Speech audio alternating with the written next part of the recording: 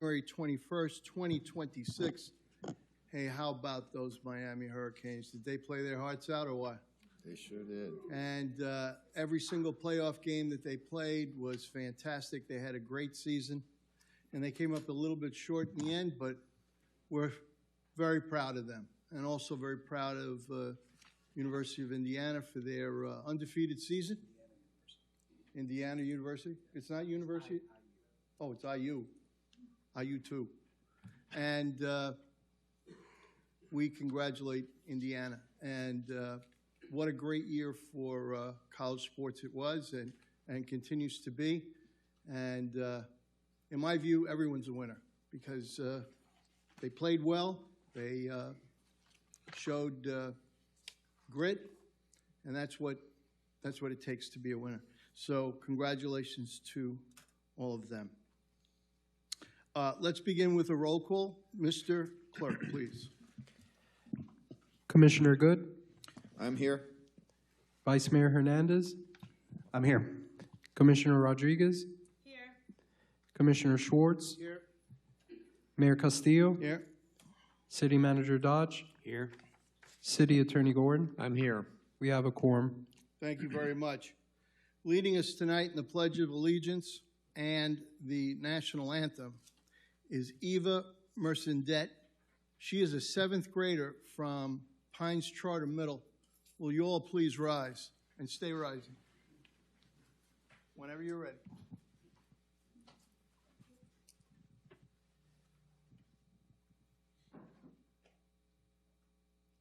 I pledge allegiance to the flag of the United States of America and to the republic for which it stands, one nation, under God, indivisible, with liberty and justice for all. Oh, say, can you see by the dawn's early light what so proudly we hailed at the twilight's last gleaming, whose broad stripes and bright stars through the perilous fight o'er the ramparts we watched were so gallantly streaming, and the rocket's red glare, the bombs bursting in air, gave proof through the night that our flag was still there.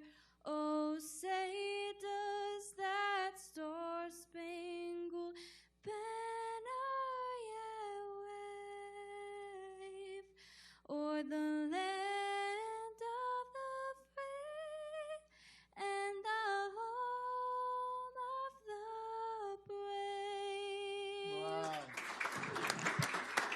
brave? Wow.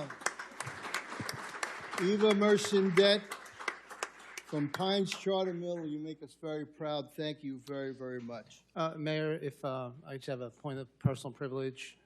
The city of Pembroke Pines had a historic night on Monday night.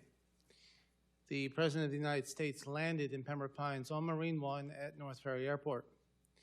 For the last week and a half or so, everything was being prepared. Everything went well. It was a first for us, and the Broward County Aviation Department, everyone on the field did a fantastic job. I want to thank the Pembroke Pines Police Department for doing its part, and all those involved in having a very safe event. Thank you, Mayor. Thank you. The fire department in particular coordinated the arrival, and I want to thank the chief and his staff, as well as the police department and all others for allowing it to go so well. Thank you very much. On Monday, we had the city's first ever Martin Luther King Day parade here in Pembroke Pines. And here in the plaza, we had a beautiful commemoration of Martin Luther King Jr. Day, and all 5 of us were there, and it was a very, very touching and very, very well-organized event. And I want to thank everyone in the Parks Department and elsewhere who participated and who helped to bring it to fruition. Seeing a parade happen on that day in Pembroke Pines has been something I've wanted to see happen for a very long time. Couldn't get it done last year. There wasn't enough time. However, we hope to see this parade happen each and every year. And I thank everyone for their participation. It was a great day. A little cold, but we had a wonderful time. Thank you so much, all of you. Announcement of items to be pulled from the agenda.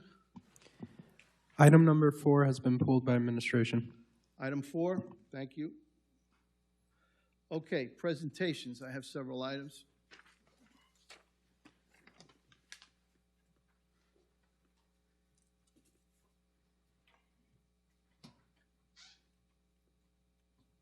Thank you.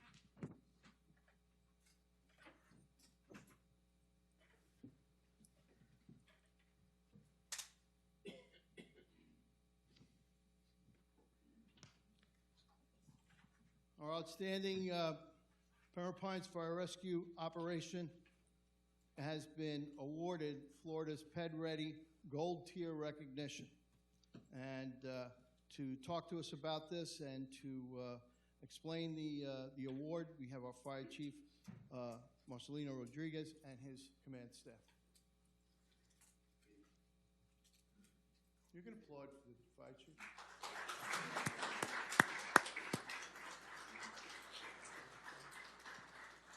I see a bunch of cops here. You can applaud for the Fire Chief.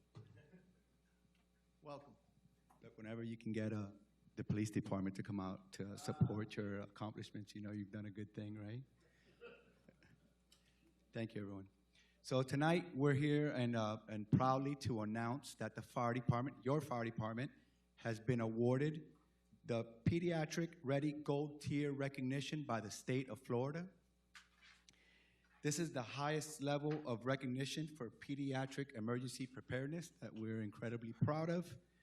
State representatives completed a very thorough evaluation of our department's ability to respond to pediatric emergencies. They took a look at our training program, our equipment, policies, our CQI program, as well as our prevention programs. They concluded that our agency met the highest standards for pediatric care. So a couple things to note during their evaluation, during their assessment. They found 0 deficiencies in our programs. They even asked for permission to utilize our program documents as well as our programs as best practices for other agencies in the state. So obviously we're incredibly proud of this recognition, as you know, Mayor and Commission. Pembroke Pines is a city where families come to raise their children. We're home to approximately 30 schools and more than 50 daycares and preschools. So being prepared to respond to pediatric emergencies is incredibly important to us. This is a testament to the hard work of our firefighters, so credit goes to them and the professional staff, the city, the commission for their support, and my staff as well for putting in the work. This recognition could not be possible without the commission. So as a small token of appreciation, I'd like to present to you a plaque that I hope you would display in your office proudly, representing this accomplishment, which, could you show what it looks like? Give the mayors.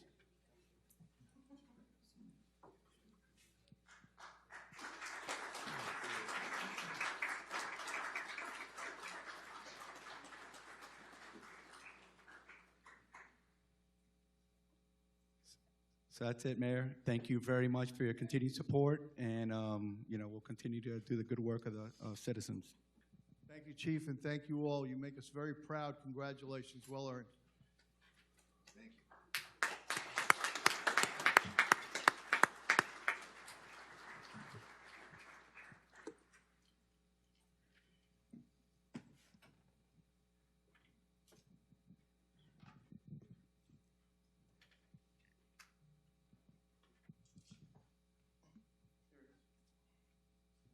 Can I have Lori Tolson and Jennifer Sanchez, please.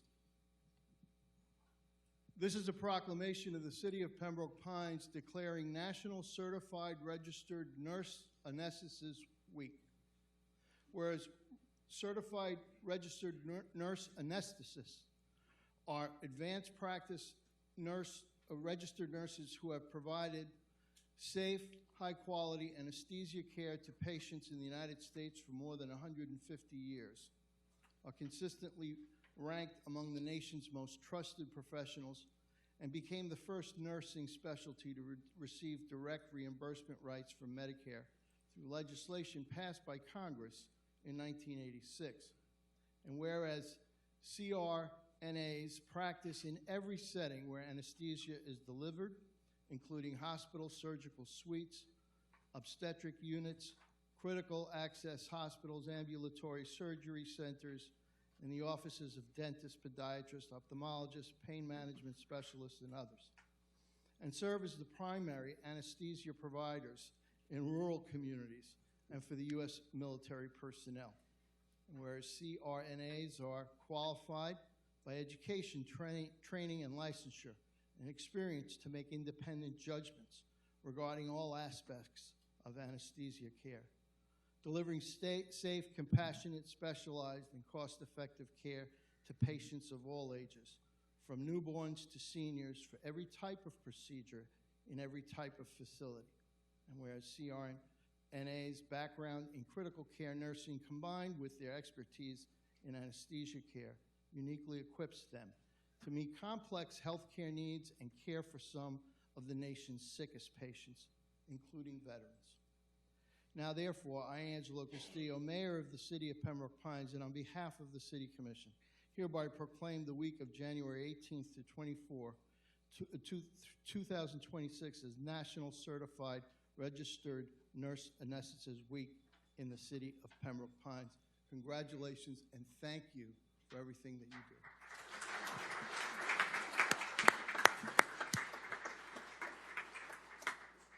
Thank you, everyone. On behalf of Barry University, located here in your neighborhood in Hollywood, Florida, where we train over 200 CRNAs to be our future providers of health care in critical access hospitals, such as your Memorial Regional Hospital, as well as Memorial Miramar.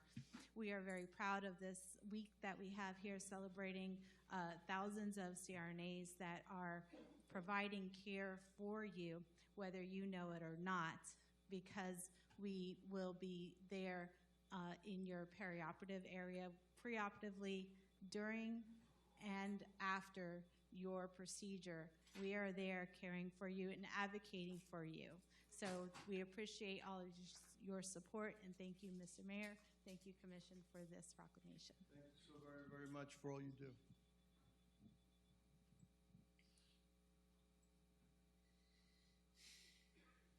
Thank you. Thank you so much.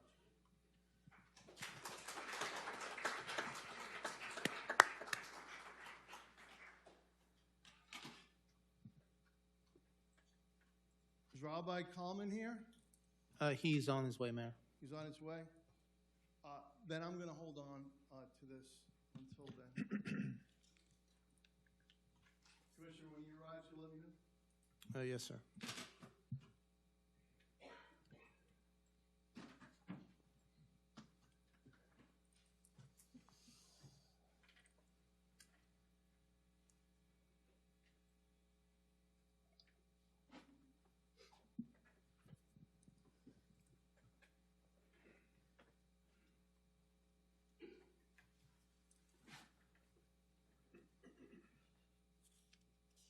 Okay.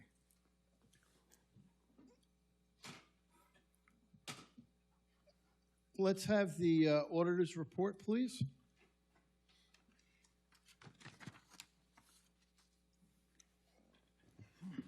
Good evening. Good evening, Mr. Mayor, Vice Mayor, and Commission. Thank you.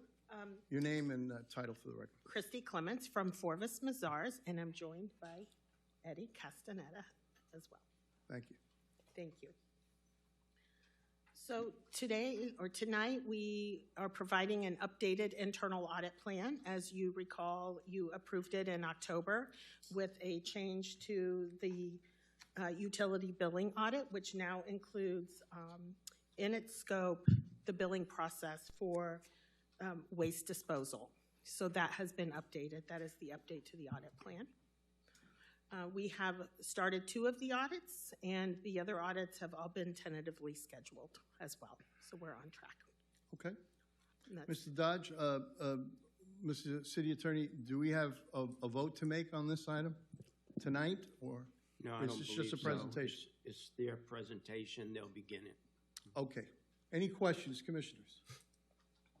Hearing none. I want to thank you for everything you. that you do, and congratulations again on being named our commission auditor. Thank you. It's an And we honor. look forward to a long and prosperous relationship Thank with, you.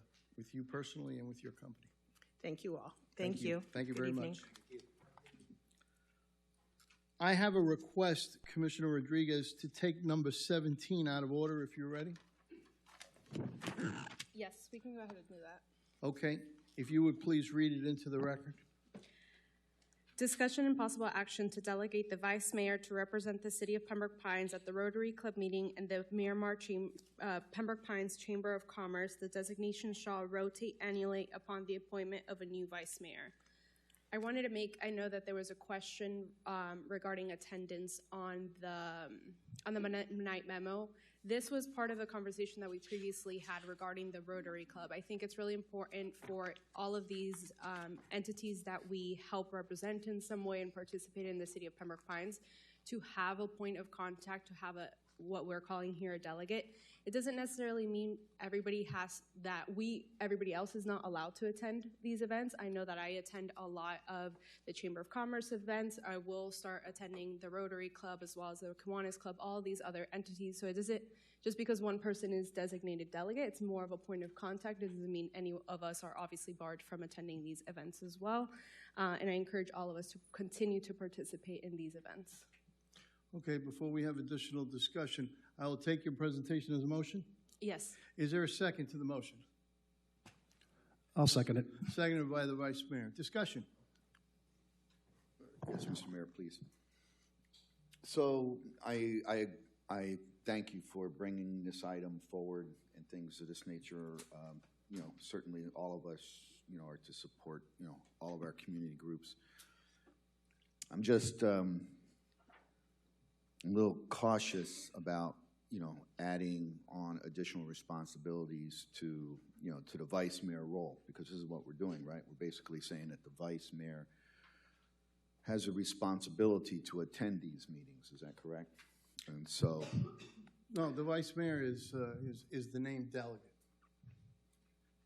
meaning, It's Like I mentioned, a point of contact. It's more ceremonial than it's not like your role at the MPO where you're a voting delegate on behalf of the city, or Commissioner Rodriguez's role at the state and at the local league where she is our delegate for voting purposes. It's really more of a point of contact, which is a designation, but it really is more ceremonial and more in the sense of recognition of the group than anything else. All of us will be attending as many meetings as we can, and we're all equally contactable by the groups. So it's really sort of different. Whereas your role on our behalf at the MPO and Commissioner Rodriguez's role is substantive, because you are voting delegates and you have to vote on behalf of the city. In some cases, there's weighted voting that's involved. This is not like that. This is a very different sort of a thing. okay. So I approached this then from an angle of perception. Right. Because, you know, as a delegate, and Mr. Mayor, thank you for that explanation. I am, however, concerned that, you know, there's a potential that if a vice mayor designate, because it will change, has commitments that prevent, a regularity in attendance, of which we all have commitments. And the inability to make a meeting or two or three or four or more because of those commitments, because that's how they work, that it could be deemed as failing to deliver on a responsibility, and I don't want that perception to exist for any of us. It doesn't. Would you accept that we do something similar to how we do the League of Cities Directors appointment, in which there's one main person that attends, but in the case of failure to, attend for that specific date or something like that, we can simply ask and let somebody else know that they could be in attendance? So that led us to difficulties here on this dais before. We've already experienced that, and I really appreciate it, but I can't accept that either. I am asking my colleagues, I don't know if there's a way to better define this, because I think I understand what the intentions are, is to, if you're the vice mayor, then you have the opportunity to be the first say, so to say, on some of these things. I mean, we currently, for instance, we have staff that represents the city for instance, at the chamber, but not at any of these other organizations. And I see that you're trying to get that extension of involvement, which I agree to. I just am asking that we think about the position that we may be putting ourselves in the event that we just, for some reason, can't make it on a regular basis. I would say that I think it's a point well taken. I would say, Commissioner, that we just do what we've always done, which is when someone can't be at a meeting, you just ask someone to cover for you. I've gotten calls from Vice Mayor Hernandez saying I can't be at a particular meeting, and would you cover for me? I've called you on occasion. I've called Commissioner Rodriguez I've called everyone on occasion saying I can't be at a particular place. Can you cover? If there's a conflict and you can't cover, someone will be there, because you'll take the step of calling a colleague so that it can be covered. And sometimes you don't have to always be there. The designation doesn't require your presence at all times. It was never intended to be that way. I see Alan Snyder here, who's the president of the Rotary. He completely understands that. I committed to him that I would go separate and apart, not being the delegate, but just as mayor, to give them a State of the City discussion at least once a year, and I'm happy to do that. So it's really more of an informal sort of a role, rather than what you do at the MPO, which is or what happens at the League, which is a designated person from the city to be authorized to vote on our behalf on the items before them. This is much more less substantive. It's more in a ceremonial way. It's really more, if anything else, it's a recognition to these two particular groups.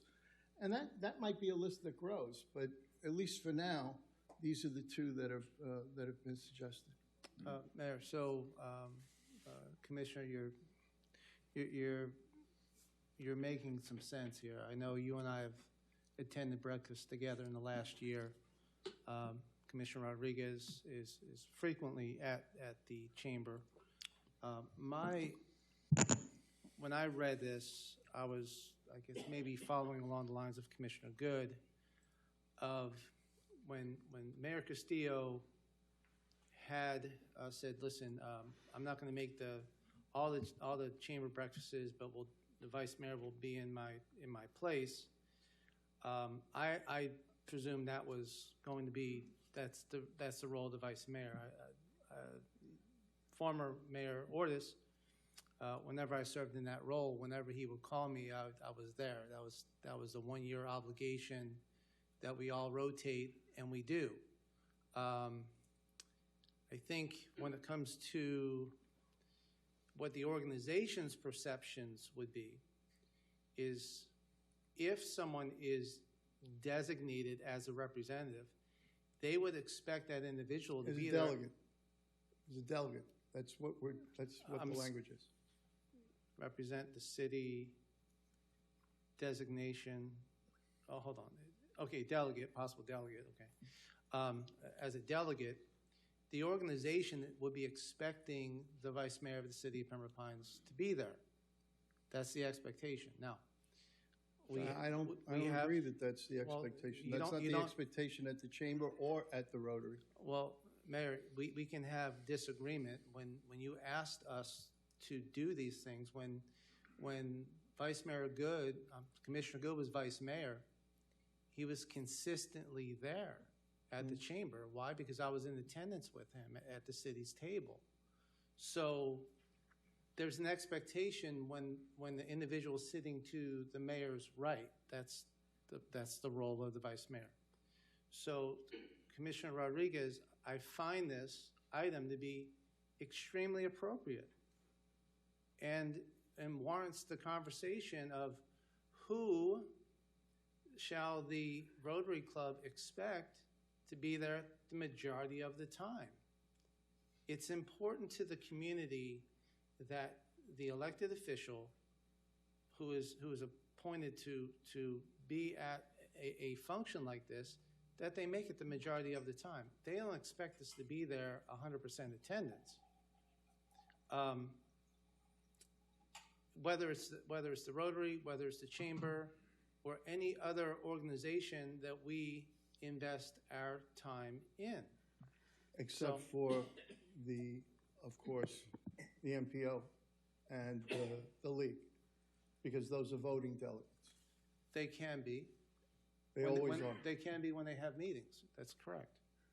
So I'm willing to support the item in concept. For me, I just need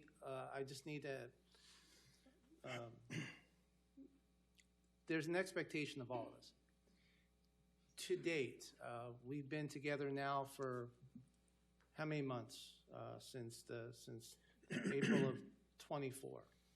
I have yet to receive a call or a text asking me to cover anybody. I don't have the emails, don't we? I do not have a phone call or a text from any of my colleagues. Because we're So not to allowed to rely contact upon- each other, but the So secretary said. Allow me I don't know. to rely upon, well, listen, I can't make it, let's go. I can't subscribe to that if I don't have the confidence that someone will pick up the phone or send a text. So to Commissioner Good's point, I'm more than happy to support this. I just need to put this in the context as far as what the process is going to be. So we can make it part of the process that if the person is not able, if the vice mayor at the moment is not able to attend, to let the secretaries know, because in an ideal situation, we aren't having contact with one another unless, something of an emergency comes up. Might be the easiest way because it's a more direct contact. But I know that we've received multiple emails in the case that the mayor is not able to attend some of the celebrations at the schools, things like that. We've all received emails saying, hey, who can cover this? Who can cover, correct. So So- you want to run it like that? I think Well, that would be, There's that's a perfect example, the schools. And it's inevitable that it would happen with all the schools that we have in the city. I'm sometimes booked at the same time at 3 different schools to do honor roll. I can't be at 3 different places at once. And so I give it to the staff to see if we can't get a representative. Sometimes we can, sometimes we cannot. Alan? You have to come forward if you want to speak. We love to hear from you, but it has to be on audio. There's a button that you press right underneath. And thank you for doing the good work that you do, sir. Got it, okay. Your Can you hear? name and address Can- for the record. Okay, Alan Snyder, I'm the Board of Directors for the Rotary Club of Miramar Pines, and I live at 730 Southwest 191st Street in Pembroke Pines. I certainly understand what you're saying, but as an example, Yvette Coburn has represented Miramar for the last 8 years. She attends maybe quarterly, but we've also done several, like this year, we did 2 projects that they solicited our help for, And they in turn, I think I'd mentioned the first time I spoke, they gave us a stipend, but it was a mutually beneficial situation, arrangement. And Jose, our president, I think there was a Sister City project, it was a house cleaning project, where they needed resources just to help. There was no commitment for timing. She could come, and it wasn't scheduled.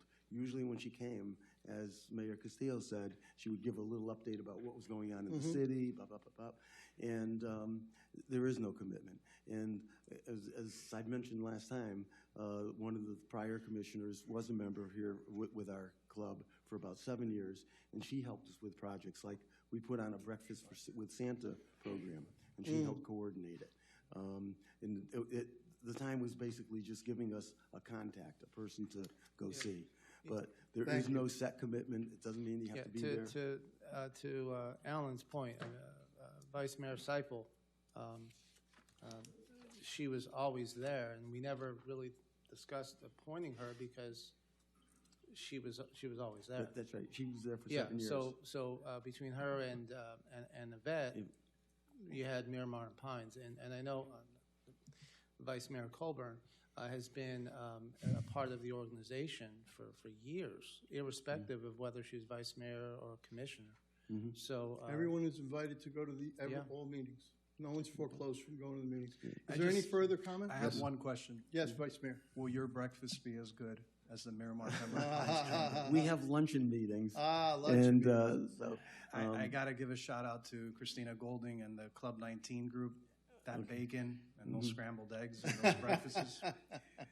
we used to meet at Club 19 for many years, but We should come back. after COVID, All right. they couldn't handle it. We So got that's a long agenda. Any other Yes, comments? Mr. Mayor. Yes. So Okay, I just make, bottom line is there's I'll make some final comments here. And so I don't want to be misrepresenting. Listen, I've been the president of the Rotary Club, your Rotary Club. I've been the president of the Kiwanis Club, and I've been president of several other civic organizations. So I understand clearly all the work that you do and the efforts that it takes, for membership and things of that nature.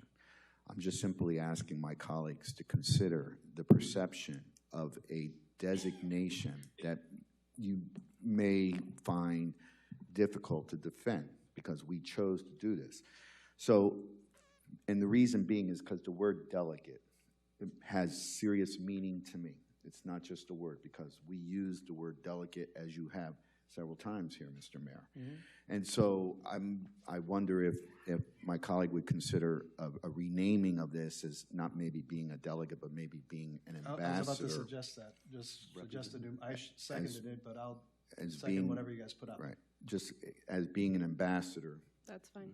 for these organizations, and that has a different meaning. It kind of fills in a little I bit love about the that. conversation that we were having here. I love But it. who has to make the motion? Well, is it a friendly amendment? Friendly amendment. Amendment. And you second the friendly I amendment? second the friendly amendment. Okay, so it's ambassador to the two organizations. Anything further? Anything from the public? Seeing none, all those in favor say aye. Aye. Any opposed? Passes unanimously. Thank you very, very much. Thank you. And item and- 17 is resolved. And Brett? you're scheduled to attend on May 14th. I work with Karen. It's in my calendar. It's on your I work with Karen. I promise to be there. Okay. Rabbi, will you come forward, please? Mayor, may I join you? Mayor, may I join you?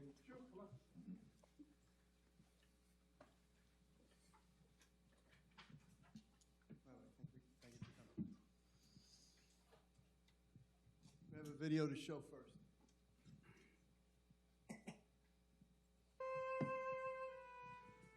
The Holocaust is How much is this?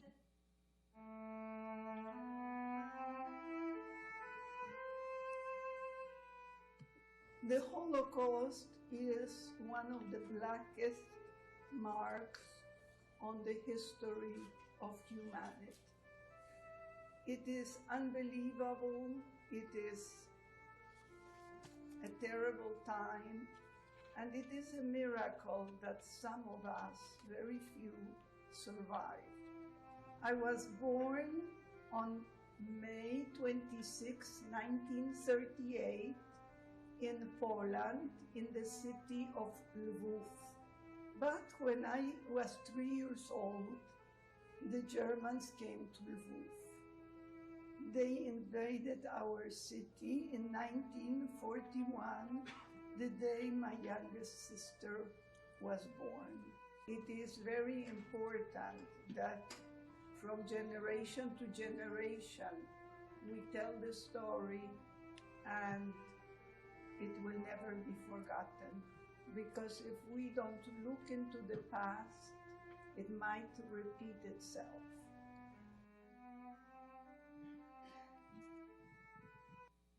Thank you very much. There are a number of videos that we have recorded over the years from residents in the city of Pembroke Pines who were in the Holocaust. And we preserve those and we use them in schools. And we certainly put them out this time of year so that people never, ever forget. This is a proclamation of the city of Pembroke Pines, Florida, on the occasion of International Holocaust Remembrance Day. Whereas January 27th is recognized as International Holocaust Remembrance Day by the United Nations General Assembly, commemorating the anniversary of the liberation of Auschwitz-Birkenau, the largest Nazi concentration and extermination camp, and January 27th, 2026 marks the 81st anniversary of that liberation, serving as a moment of solemn reflection on one of the darkest chapters in human history. And whereas we remember and honor the 6 million Jews systematically murdered by Adolf Hitler and the Nazi regime, as well as the millions of others innocent victims, including people with disabilities, political dissidents, Roma, LGBTQ individuals, and others who were targeted for persecution and extermination. And whereas the International Holocaust Remembrance, IHRA, definition of anti-Semitism defines anti-Semitism as a certain perception of Jews which may be expressed as hatred toward Jews, including rhetorical and physical manifestations directed toward individuals, communities, institutions, and religious facilities. An International Holocaust Remembrance Day stands as a solemn reminder of the dangers of hatred, bigotry, and anti-Semitism. And whereas the city of Pembroke Pines reaffirms its commitment to human dignity, tolerance, and mutual respect, stands firmly against anti-Semitism in all forms of hatred and discrimination, and recognizes the shared responsibility to preserve the lessons of the Holocaust as a cornerstone of our collective memory, while honoring the resilience and courage of survivors who rebuilt their lives and communities. Now therefore, I, Angelo Castillo, Mayor of the City of Pembroke Pines, Florida, and on behalf of the City Commission, do hereby proclaim January 27th, 2026 as International Holocaust Remembrance Day in the City of Pembroke Pines, and call upon all residents to join in solemn remembrance of the victims of the Holocaust, to educate themselves about the history and its lessons, and to recommit to building a more just, tolerant, and compassionate society free from anti-Semitism and hatred of any kind. Rabbi. Would you like to say a few words? Yes, thank you. Thank you very much. I'm truly heartened to be able to receive something like this, especially with everything that has happened over the past few years. It's very heartening to see that this city is welcoming to everybody, and that Jewish people don't have to fear, and really no one has to fear. This is a place that's great to live.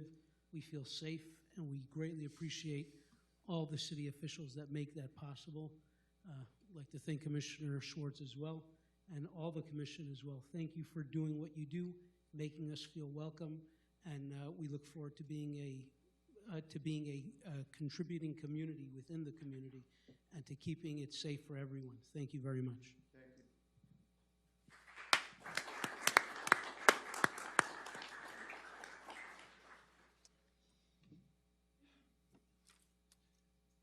Rabbi, when I had the honor to be a part of the menorah lighting ceremony at Walnut Creek, Creek. I didn't tell you that in spite of what happened in Australia, just a couple weeks before that, I learned that members of my family on my father's side perished in the Holocaust. I'm going to be 55 years old next month, and it hit me like a ton of bricks. The Jewish people are resilient, and you're safe here. Thank you, Mayor, for doing this. Thank you. City of Pembroke Pines is a place where hatred and twisted hearts find no welcome. And that goes for anti-Semitism, it goes for racism, all of those isms that bring out the worst in us are not welcome here. That's not who we are. We are a people of a very diverse, very proudly diverse city that celebrates the best and looks toward the best in everyone. And so, Rabbi, thank you so much for all you do in the faith community, and we will see you very, very soon at one of the prayer breakfasts. Yes. You're always invited. Thank you.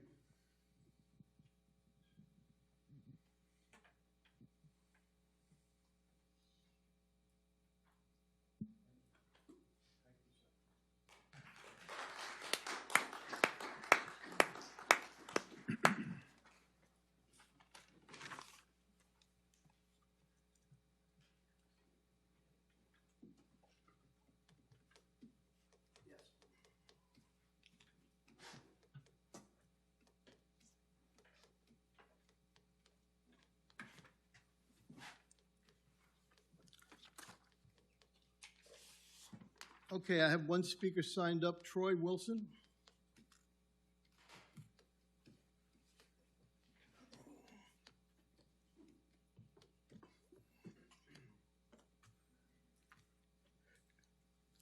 If you will come forward, please, your name and address for the record.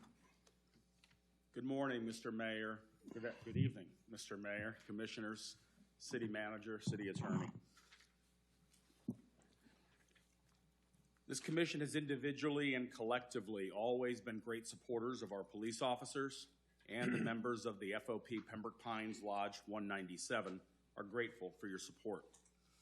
Today, members of the police department, officers from other departments, residents, business owners, and friends have gathered here to show their support for Detective Scott Kushai and Sergeant Joel Charisma. A positive relationship between the city, the police leadership, and its employees is crucial to successful operations. This is not only good practice, but it is mandated by law. The public policy of this state, outlined in Florida State Statute 447.201, and the purpose of the Public Employees Relations Act is to promote harmonious and cooperative relationships between government and its employees, both collectively and individually, and to protect the public by assuring at all times the orderly and uninterrupted operations and functions of government. In very basic terms, we are required to work together to serve in the best interests of the citizens and taxpayers of the city.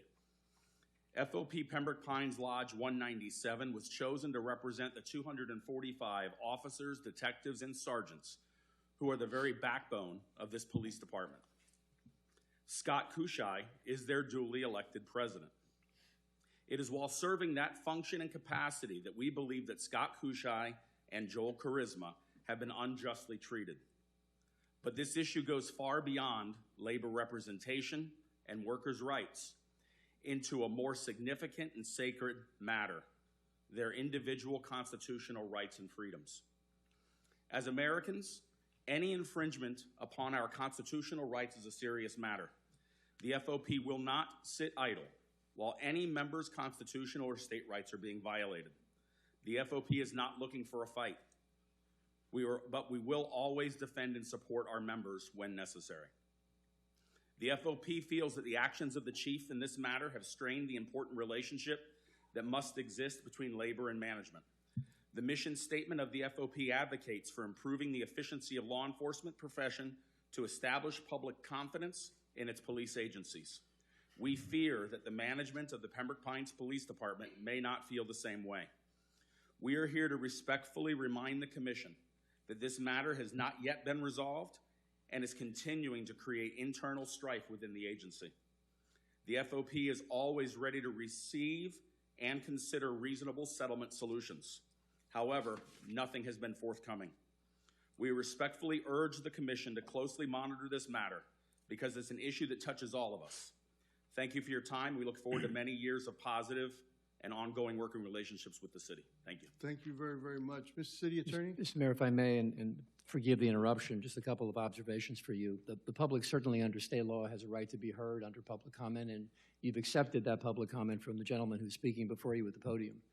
I have to remind you, however, for the record and for the purposes of your relationships with each other and with the folks on the other side of this dais, that there are three things happening at the moment that you may be well aware of and should be made well aware of that I'm going to ask that you not comment or provide your response this evening in connection with anything spoken to by the speaker. Not out of disrespect for him or the folks sitting in the audience, but because of the good faith bargaining that has existed and has gone on. The problem and the challenge for you, Mayor and Commission, is that right now there are some pending litigation matters. There's a federal court lawsuit currently pending in the United States District Court for the Southern District of Florida. That's a matter which is in the hands of a federal judge. There's also, as mentioned by the speaker, a Chapter 447 impasse proceeding. What's impasse? You know what it is. You had it before. There's a discussion going on right now before what will be an arbitrator appointed by state statute to conduct a hearing. Hearings and reviews and activities such as that are typically and required to be under oath. And the person that's considering and reviewing those matters is either a judge or an arbitrator. You are neither. You're not neutral. You are advocates on behalf of the city. You're not a judge. You're not an arbitrator. The consequence of which is whatever good faith bargaining has occurred, offers that have been made or not made, those issues are now currently before another venue, one of which is in federal court, one of which is before an arbitrator to be appointed under the rules of the Public Employees Relation Commission, under the statute cited by the speaker, Chapter 447.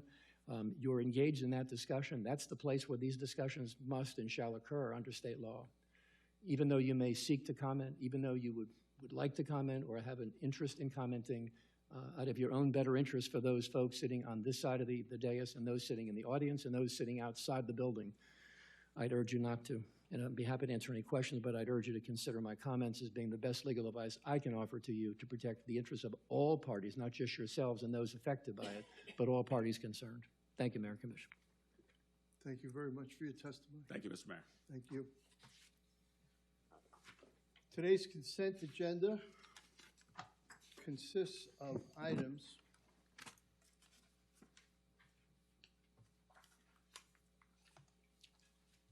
1 through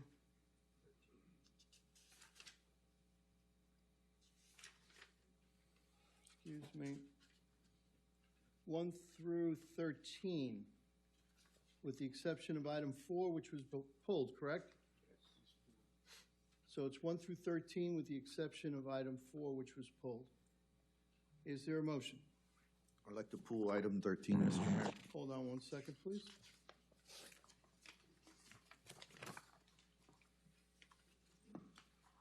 Commissioner Good. Anyone else? Anyone from the public wish to pull an item from the consent agenda? Seeing none. There's a motion. There was a second as well? Motion. You moved it. Is there a second? Who moved? I moved it. She's moved it. You're second? And Tom pulled. And Tom pulled an item, right. I'll So second. these are all of the items except for the one that the Commissioner pulled. I'll second. I was just trying to Okay. get clear where we landed. All those in favor say aye. Aye. Any opposed? Carries unanimously. Commissioner Good, item 13. Yes, Mr. Mayor. Item 13, motion to approve the negotiated agreement with Hazen and Sawyer in the amount of $6,079,965 pursuant to the award of RFQ number PSUT-25-06, engineering services for ion exchange addition to the water treatment plant for PFAS removal in accordance with Florida statutes 287.055, Consultant Competitive Negotiations Act. We'll need a second to proceed. Second. Seconded by Commissioner Schwartz. Commissioner Good, you're recognized. Yes, if we may, Mayor, can we have a brief presentation from staff on this, and then I can begin questioning? Mr. Dodge? Or just making statements. Jim, would you come up?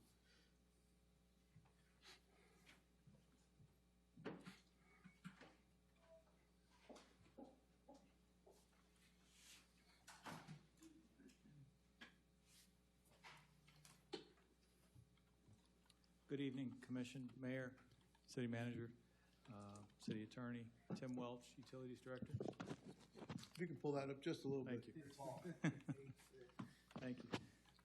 Just a brief introduction of this item. You may recall last year we worked through the year and we've identified that we need to update the treatment in our treatment plant to comply with the rule that EPA has released. And the compliance date is April 2031. I would have to look up the specific day, but the city is employing, we're requesting authorization to contract with Hazen and Sawyer. We've gone through the CCNA process to select them among all the firms, 3 firms that were proposing and submitted proposals with the city. Staff, not myself, but other staff sat on a selection committee to evaluate all the consultants, and you'll recall prior meeting that you authorized staff to proceed with the agreement, to execute that agreement with Hazen and Sawyer, and we're bringing that agreement back to you tonight to request your authorization to award that agreement and execute that agreement with Hazen and Sawyer to begin the design services.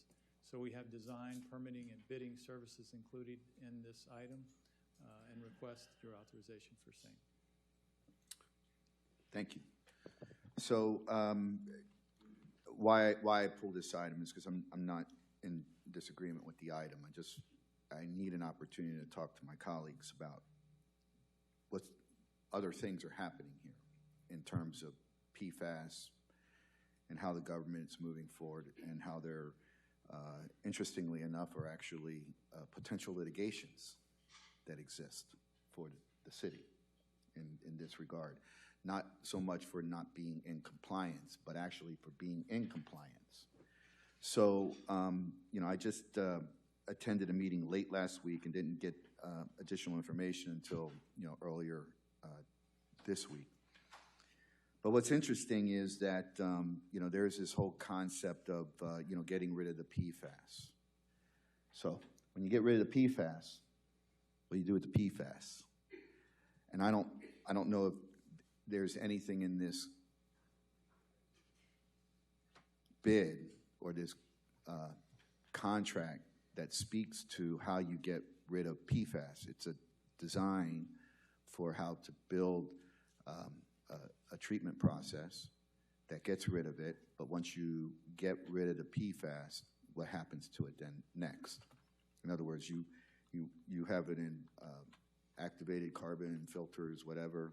Is that correct? Is that how it captures it? Ion exchange vessels. Yeah. And then when they get full and loaded up full of stuff, you eventually have to replace that material. Is that correct? That's correct. They're not regenerable, so they'll be disposed of. Right. And so this contract doesn't speak to anything about disposing of the PFAS, does it? Well, the consultants are here tonight. This is really just to request authorization to proceed with the design. They may be prepared to talk about that. I'm not certain if they are, but they may be prepared to talk about that aspect. Janine, I'm not sure. Janine Wick-Griffey and Monique Durand are here this evening. We may be able to get them to address that. Yes, Commissioner Good. Good question. Hi. Good question. Your name and association for the record, please. Janine Wick-Griffey with Hazen and Sawyer. So, and I can appreciate the question from Commissioner Good. It is a question many utilities have had. There is a subtask if you look at subtask 2.4, we are going to look at spent ion exchange disposal and what those costs will be for the city. But it does, what Tim Welch said is correct. It does have to be disposed of. It cannot be regenerated. The ion exchange that the city uses now is regenerated, so you get more uses out of it, but because it will be removing PFAS, it has to be disposed of. So part of the task is to look at options for disposal. Okay. And obviously always looking at the lowest cost options for the city. Okay, great. So having said that, thank you for that.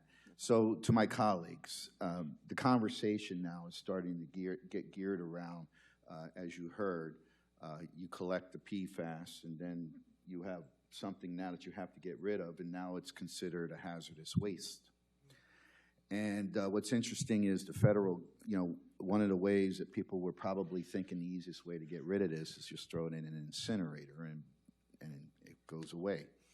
Problem is that the federal government has actually put a moratorium on burning PFAS in that format. So where does it go is still an issue, because then if it goes somewhere, it can become what we call a Superfund site. And some of us are familiar with Superfund sites. If you're a participant in that contamination of that site, you get to pay for nearly the rest of your existence to mitigate it. And so this is also a call to the attorney, because this is a serious issue in terms of litigation potential. I mean, I know that we're focused on building a process that removes the PFAS, but I'd like for us to also start putting a little bit more emphasis on, what are you going to do when you get rid of it? Because now this becomes, we're moving from a capital cost to a potential operating cost that all of a sudden is probably a little bit more than what we may anticipate, because if we can't burn it, and then of course there are processes, I understand, that you can do a destruction of the PFAS, but it's a whole bunch of other new things that you have to build in, or maybe take it to a location. So this is more about awareness, not about what you all are doing. I think, thank you. Tight timeline, as my colleagues have made it very clear, in past discussions. But again, too, I don't want to lose focus on what is that end product going to cause us to have to do, because y'all knew, it's all new, right? Right, so, Mr. Mayor, that's all I really had to say about this. So thank you all for bringing that forward. Thank you very much, Commissioner. Great point. Is there a short list of disposal options that have been identified? We will hardly be the only ones. We will be one of many in the United States that will have to face this issue. What is the array of workable, safe options for the disposal of this material? So presently, there are landfill options and incineration options, but you'll have to truck the product to locations. So that's what we'll investigate under Task 2.4, is where it would go and how much it would cost, and what are all your options. You are not alone. That is correct. You are not alone. There are others who will be faced with the same situation. Forward, Mayor. This is that much of a conversation on a national level as well, and nobody has really got an answer to it yet. So the byproduct of the process, do we have any idea what the weight of the product is, or the cubic volume of it? Because when we speak to our folks in the disposal industry, that's what they typically say. It's weight and size of the truck. So and frequency of disposal, right, Commissioner? Okay. Right, it'll make a difference. So that's part of the initial part of the task, is we will complete the pilot testing so that we can better gauge what the total disposal volume will be and how frequently it'll need to be disposed of. Are we talking about rail cars? Are we talking about? No, trucks. Trucks, yeah. Okay. Yeah. And has the federal government provided any guidance of how long one can hold it on site until it gets transferred off site to a final resting place? It's a fair question. We will investigate that. So as of now, the federal government hasn't provided any guidance. So there's a fair amount of storage available on site, and so we will look at how frequent it needs to be trucked versus how much can be stored on site. Yes. Okay. It's interesting. This certainly needs to be a regional approach. Can you imagine every water provider having their own disposal costs versus a regional approach, getting it to one place? My God, maybe the state of Florida would step up and do something from the state of Florida standpoint. Yeah, this is big.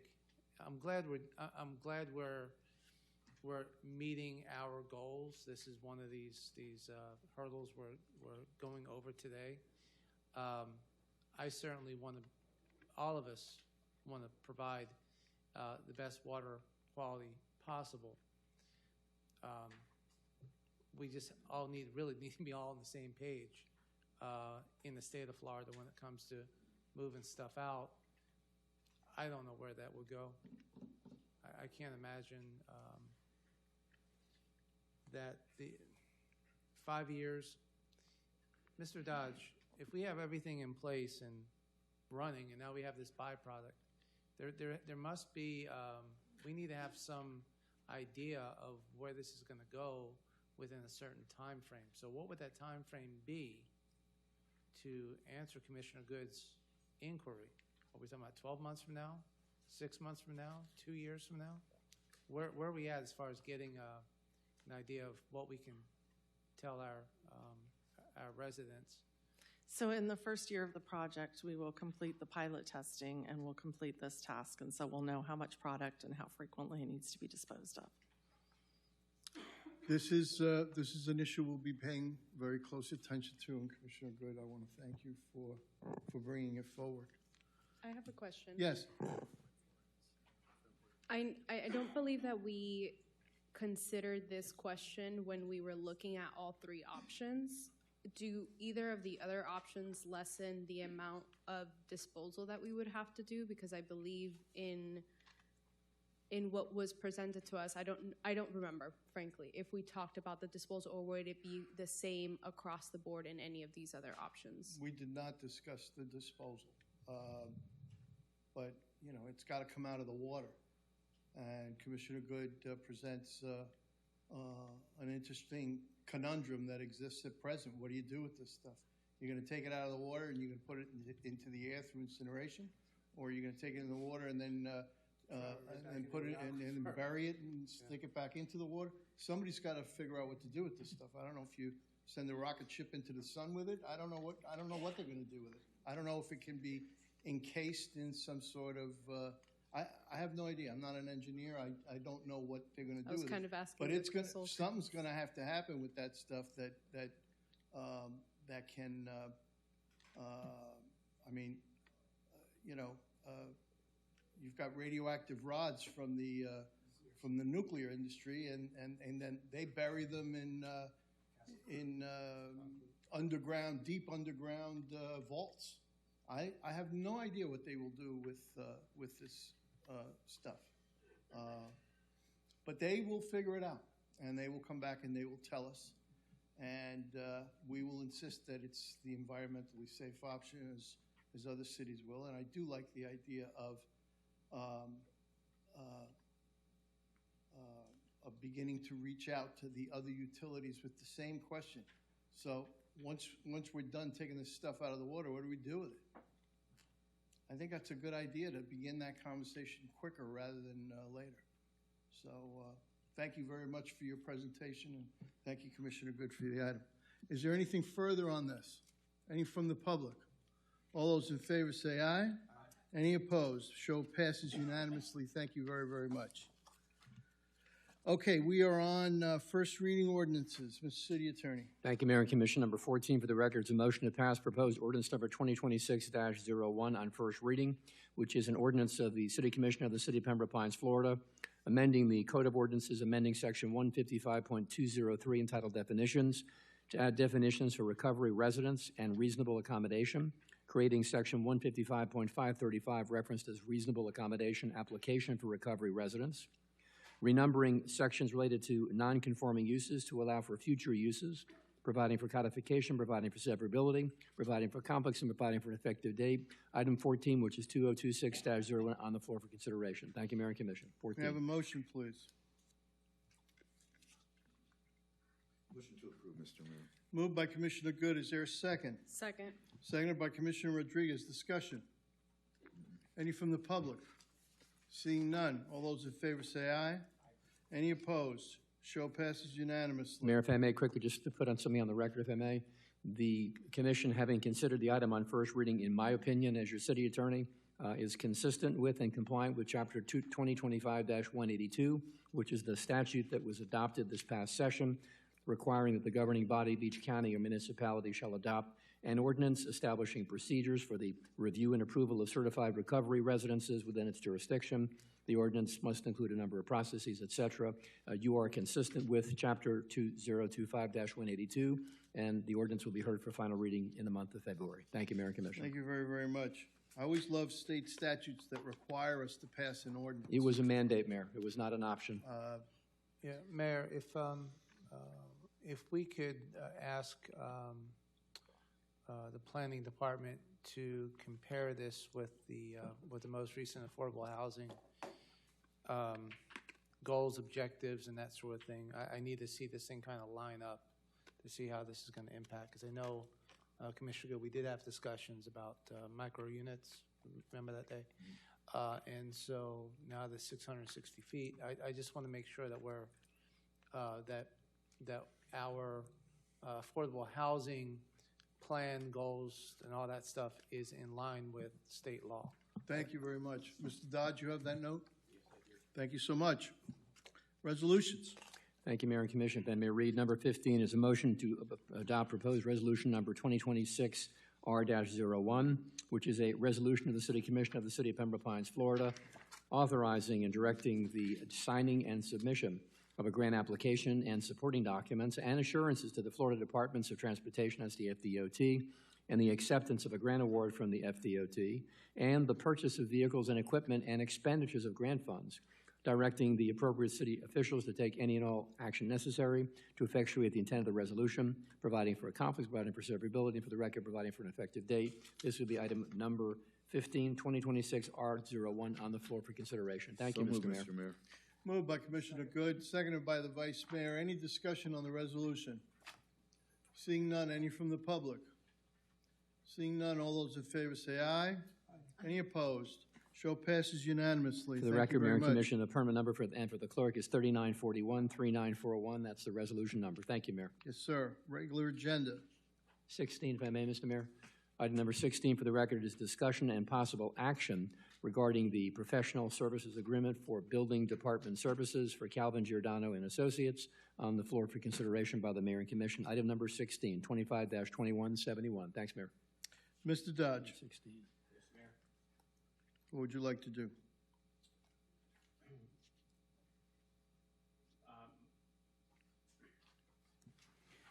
My suggestion would be that we certainly would be able to go out for bid, but we need a little bit more than the June. I would suggest, in order to prepare the proper bid specifications, we're going to need a little bit more time.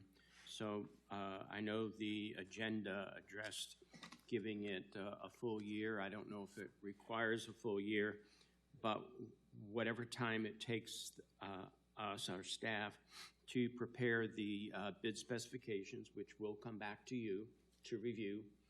Once we receive those, then we'll place them out for bid. It's going to take a little bit of time for bids to be returned, staff to review them, and also to make a recommendation. So right now, they have a contract through June. I would say if we could do it through the end of the year, that would be great, through December. So the manager is recommending an extension until 12/31/26. Is there a motion to entertain that suggestion?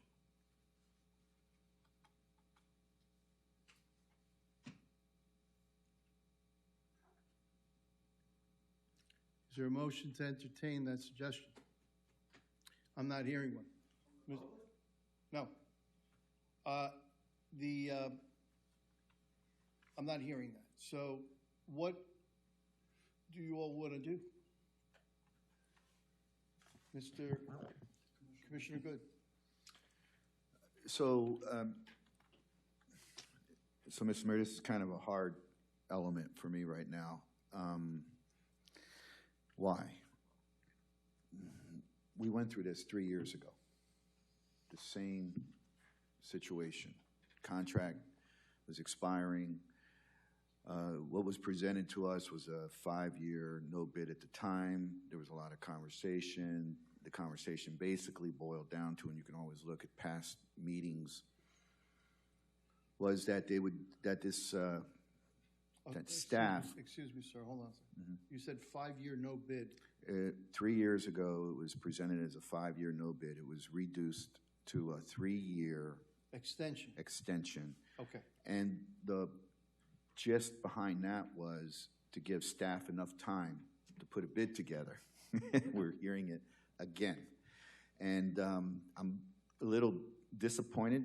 You know, that's almost, I mean, I have a very strong word in my head for this right now, and I'll just defer it for a later time if necessary, but I'm disappointed.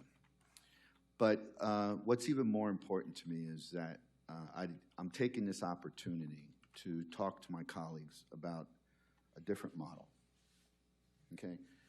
One of the things that I think is probably very important in this process as we go forward is to start thinking about having our building official be an employee of the city of Pembroke Pines, and let the building official, who is an employee of the city of Pembroke Pines, then manage the contract should we continue to outsource all these services. To me, I think it's an important move because we do have, I'm going to say me, I'm not going to speak about any of my colleagues, but it is, again, I'll just reiterate, probably the largest area of complaint that I receive from the public. And I don't mean just Mr. and Mrs. Smith who's trying to put a door in their apartment, but I'm also talking to the other extreme where we have large companies that do business in the city that express very, very similar complaints. And I think that if we have a building official who is an employee of the city that stays connected to the city, is better positioned to help resolve some of those concerns that are created because of, I don't know, a process or because of other type of constraints or challenges that exist in order for me to receive the number of complaints that I get. So as we move forward, one of the things that I would like to see is that we have, you know, in any future bid documents, that it just be for the services that would be managed by a building official that is employed by the city. And then, of course, we would have to probably create that position here as well. And I present that to my colleagues, and I ask for your concerns to that, or support for that. Mayor, clarification. Commissioner Good, we had this discussion a few months back in workshop. Is it your vision that the chief building official is the city employee and not the contract manager? Or are you looking at the chief building official being the contract manager? And if it is the chief building official who has constitutional sovereign immunity over any of us here on the dais, the city manager, everybody in the building, the CBO has the ultimate constitutional authority to make. Commissioner Schwartz, if I may, just one quick correction to the mayor. It's not sovereign immunity, it's sovereign power. Sovereign power, thank Yes, you. See, that's thank why you. you're there. Well, I That's why- appreciate that. Thank you. Yeah. I appreciate you. Sovereign power. He may have immunities, but the I law mean, he may provides have him with immunity, sovereign but power. that's another story. Yes. So, Thank you, Mayor. I'm just trying to see where if there's sovereign power, how would the complaint chain change as opposed to any other CBO in South Florida? Are you looking at, because we all receive the complaints. I had an interesting one last week. The contractor had their license revoked by the state of Florida. And the building department and staff met with the applicant to figure out how to keep their business open. That's not in the bid spec. We can't force people to do that. Clearly, they didn't have to do that. The business owner and I, we had a great conversation. As you may recall, I was the chair of the Broward County Construction Examining Board before I was elected as a consumer advocate, and I know this industry extremely well. Contractors who take money from business owners and residents in our city need to do their job, and if they don't do it well, I am the first one to hold them accountable, whether it be with DVPR or law enforcement. You're not going to scam people in the city of Pembroke Pines. When we had that discussion a few months ago, I was trying to figure a way how the cards would fall and how we could be better if we took that path. I'm still open to listening, but I like to be able to see if I could be provided a model in another surrounding city in Florida that has that model, so we can investigate it more and dig in and find out if what they have is better or what we currently have is meeting the goals. The one thing that's extremely frustrating since we converted over to the Tyler system, it is not user friendly. It's extremely difficult for the non-technical person to be able to go through and find their stuff in a way that the old system was a lot more straightforward, a lot easier. Now that's on the city side. If the city is causing the consumer issue, that's not the building department, regardless of who's running the building department. So I want to see how we can be more efficient, be more effective, be more accountable. And I want to thank our planning department for putting, finally getting some video on how to pull permits and what do you have to do, what to expect, yada, yada, yada. It's helping. And the reason why I know it's helping is because the calls I'm receiving, and then again, I'm just one speck on the Petri dish. The calls I'm getting are a lot less now that those efforts were put in place more than a year ago from a customer service standpoint. And that's because we've had the discussion with staff of what can we do to make our phones not ring with the same issue over and over and over again. So staff has resolved some of that issue from my perspective. It may not match your perspective. The biggest threat is private provider 10 years from now. I was chastised years ago when I said that brick and mortar was going to go away. Amazon's here and brick and mortar is going away. Private provider is going to change the industry forever. Why am I saying that? Because as an individual who is in industry, my colleagues in industry, not me per se, but my colleagues in industry are being asked to become private providers. And that frightens me a bit when it comes to take a picture, take a video, and sign off a construction project.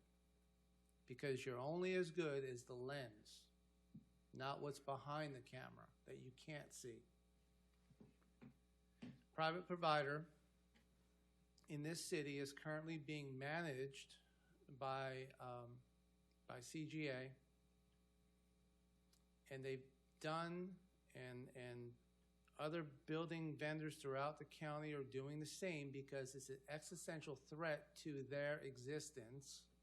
They are documenting what private provider is doing and what it's not doing. We have directly across the street a business trying to open, but the contractor installed everything basically backwards, and they use private provider. That never would have happened had it gone through the normal chain in Pembroke Pines or anywhere else in South Florida that's providing 468 services.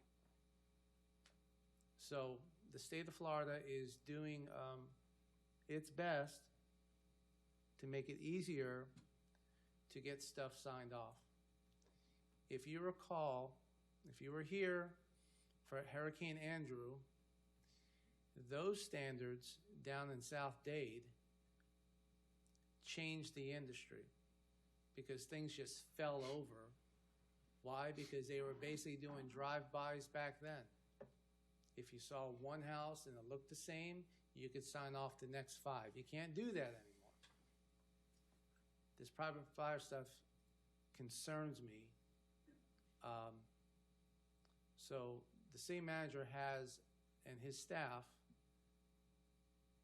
needs to bring forward a robust but laser-focused bid spec so we can address the issues not 10 weeks from now, but 10 years from now. We have to protect the public. We have to make sure that whoever's going to be doing the services on behalf of the public are capable and can prepare for the future. So I don't want to let this thing marinate too long, Mr. Dodge. If this thing is ready, please bring it forward as soon as you can. And I remember the discussion, Commissioner Good, and I concur. It should have been here, not this. I agree with you. Okay, and so, but it's not. So now we have to encourage the administration to bring this forward as soon as they possibly can so we can deliberate it. Mr. Dodge, if it requires a workshop, I'm open to it. I think it would be unfair at this point. Commissioner Good and colleagues, please, I'm looking for your thoughts on this. But I don't want to have a bid spec dropped on a commission agenda with us not having the opportunity to discuss it in advance of an actual commission meeting. I don't want to see a 1-hour workshop before a meeting. I want to have this thing out there. I want to have data from other municipalities and townships or whatever all over the state and see what they're doing differently. Because if we haven't changed and we can learn from someone else's paper, I'd love to do that too. Okay, so I'd like to move forward in the most efficient way possible, but the commission needs to be involved in the thought process of the administration so that we can move the city forward, so we can put this in its proper place as soon as possible. Thank you. Mr. Mayor? Yes.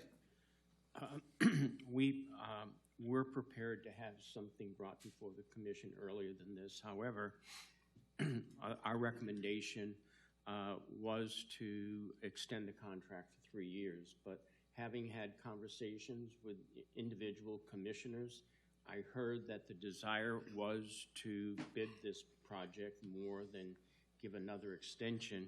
Our concern was if we divulged what we thought was a good plan and the commission decided that they wanted to bid it, it would be unfair to the company because we would have divulged what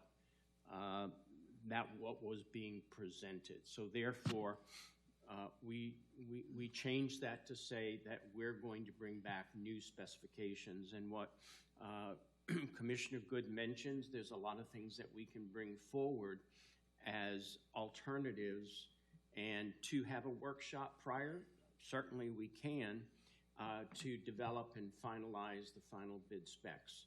But we are going to need a little bit more time to do that because we're going slightly in a different direction than we have in the past. So my recommendation stands that if we could have to the end of the year to put this together, it may be sooner, it might be August, I don't know.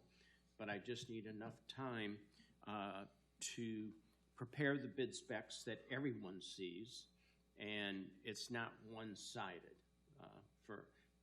against anyone or for anyone. Thank you. Vice Mayor? I want to thank the city manager. I'm one of the ones he had a conversation with on extension versus procurement. I've only been an elected official for roughly 20 months, but I think it's safe to say I've been pretty vocal on my belief that competitive bidding is better for not the administration, not for the elected officials, but for the taxpayers. I believe it's critical to routinely go out to bid, or as they say, the appropriate jargon is, I think, to the street, to determine if there is anyone anywhere who is willing to bid and willing to provide a service at a lower cost to taxpayers, because we don't fund the government, taxpayers fund the government, perhaps improve service. My concern has been that no matter which government I've worked in a few, whether it was Miami-Dade County with contracts in the hundreds of millions of dollars at their airport, at their seaport, I believe that if you don't go out to bid routinely, vendors get comfortable. They get comfortable, and they cut corners on customer service. Commissioner Good, I too, and I'm sure Commissioner Schwartz was alluding to it, I too have received complaints. Oftentimes, yes, with a YouTube video, to your point, Commissioner Schwartz, and by the way, I agree with both of you, what you said. I should have started off by saying that. My apologies. I believe there could be better communication with residents. So I want to be very clear. I don't know how many vendors would apply for this. I don't care. I just feel it's a precedent to set for the second most populous city in the second most populous county that we are open to the potential for better deals and improvement in customer service. Mr. Attorney or Mr. Manager, my understanding is that this particular vendor has been in place since the year 2009. Am I correct on that? I'm sorry? That the vendor has been in place providing this service since the year 2009. 2009? Yeah. Okay. I'm 43.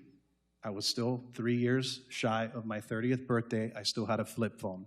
That is a long time.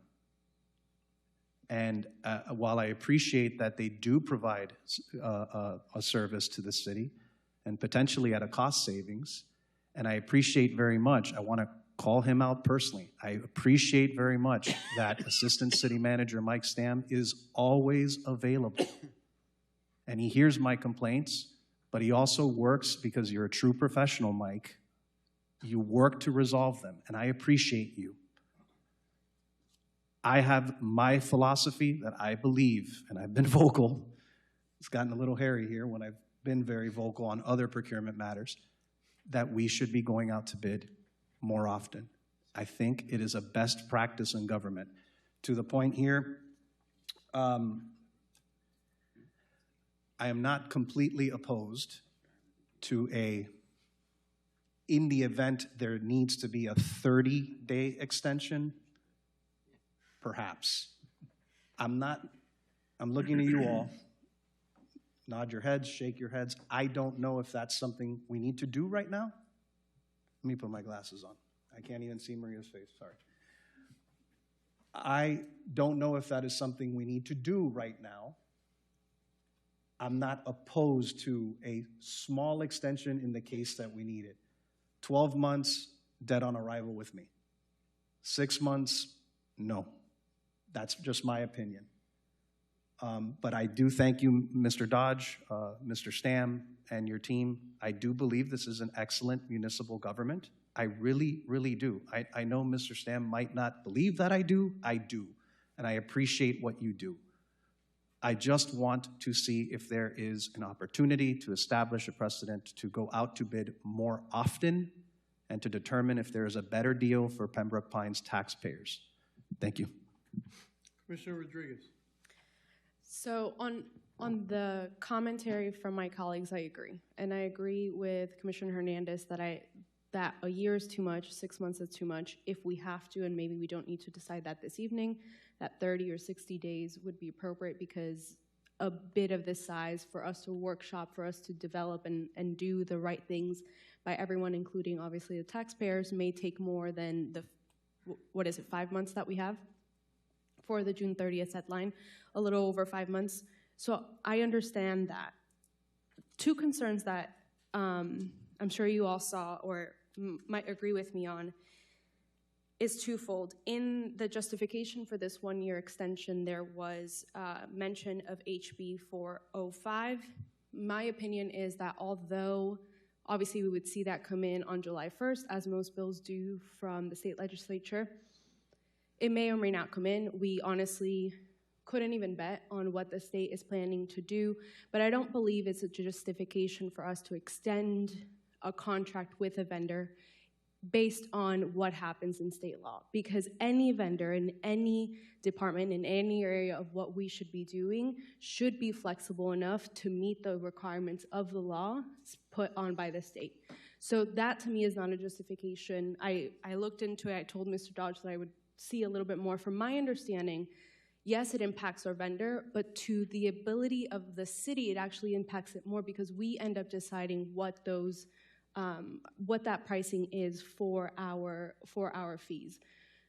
So the vendor may have to do some procedural changes, but in the end, the biggest burden of that does fall on us to decide what ends up happening with those fees, whether we increase them because there's so many private providers that then we can't keep the whole department afloat. Whatever that might be, that needs to be a quick reaction on our part for us to meet whatever deadline that the state imposes for us to meet these things.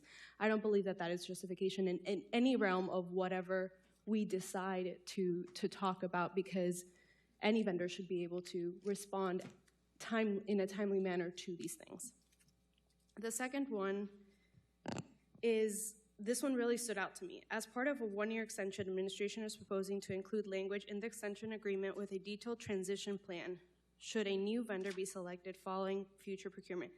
A transition plan would include requirements on how the current vendor, a future vendor, and the city would address active permits in terms of plan review, inspection, and associated fees. This is a huge red flag that it is not already in the contract. If something of a transition plan is not in the contract with a current vendor in this department or in any other department, the assumption is that vendor would be there forever. Because we need to be prepared, as being in good governance, that any vendor will be cycled out because someone else brings us better service or better pricing, whatever it be. And it doesn't mean that we're not happy with some of our vendors, but it means that we always need to be prepared for a transition, because you don't know what comes up. You don't know what changes after what the typical cycle of our contracts are, 5 years, 3 years. A lot can change. And if we don't have transition periods or transition language within each and every one of our contracts, then the assumption can be made that we're not looking to change anything.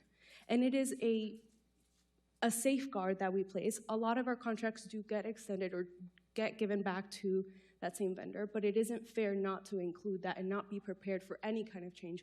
You never know whether in this department or any other department, let's say a business goes out of business. That needs to be a part of it. And it needs to be a part of this, and I think a broader conversation needs to be had with our attorneys, with everybody who with procurement, anybody who prepares these contracts, that a transition language needs to be part of every single one of our contracts. And those are my points. Thank you, Commissioner. I'm going to chime in with a couple of things. I feel that this conversation is very, very important, not just because of the item that's on the agenda, but because this is how we begin to forge our own sort of policy view, our own sort of fingerprint, if you will, as a commission on where it is that we're heading as a group. And that's very, very important, because we're not ambassadors. We're decision makers. We're policy makers. And so understanding this stuff and having a sense of policy to help direct the staff is really, really very important. A couple things come to mind. This city, which is now 66 years old, has always sort of followed the same kind of tradition when it came to using vendors. And parenthetically, let me tell you that I recall this department when it was run directly by staff. We had complaints then too.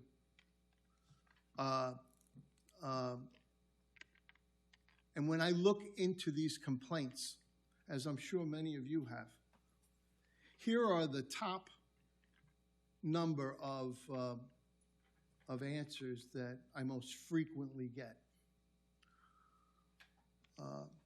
Angelo, why does it take 6 months to get a roof replaced? Well, did you submit a permit? Yes, we submitted the permit 6 months ago, and we need to get this thing done. What are you guys up to? And then I call Pizzillo, and I say, hey, Steve, what gives with this house? He says, what are you talking about? We don't have a permit from them. But the contractor told the homeowner that the permit was submitted, but what the contractor needed was the down payment, because that's helping to finance other work. And they will get to that work, we hope. But it hasn't been submitted. Angelo, how come it takes 4 weeks to get a fence permit? I want to get this fence up. Hey, Steve, what's going on with this house and the fence permit?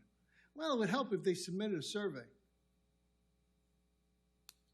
We've been telling them like 8 times on the email, please send us a survey, because that's kind of important that they put the fence in the right yard.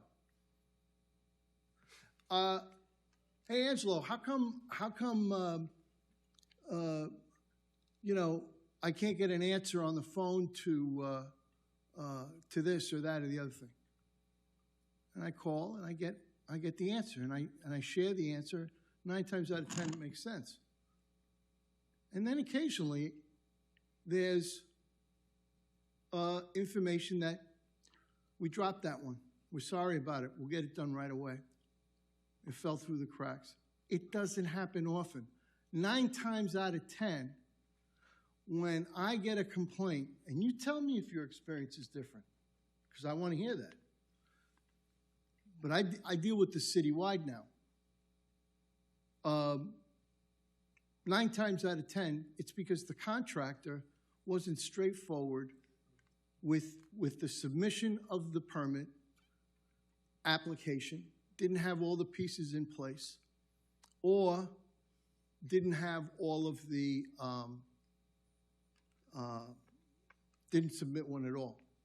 Now, I wish to heck there was a way for there to be a check. And in this age of technology, and I'm looking at our good friend Keffert, the wizard, I wish there was a way that when determinations were made on the permit, that those determinations were immediately emailed to the homeowner, so that there would be a check and balance on this business with the contractor. And maybe the buildings people could think of 100 different reasons why that would be difficult or complicated, but as a homeowner, I want to know when I'm not being given the complete right answer from people. So here's that situation laid out. So a lot of these, I'm getting complaints from people. When I look into them, and this is just my experience as an individual elected official, 9 times out of 10, there's something having to do with the permit not being complete, the permit not being submitted at all, the fees didn't come in, something happened with the permit, which should have and could have been avoided in the first place. And then on that 10th occasion, it's something that we did or could have done to move it along faster. That's my experience with that. Mayor, in that 9 out of 10, right, we have state licensed contractors who don't want to pay insurance. Right.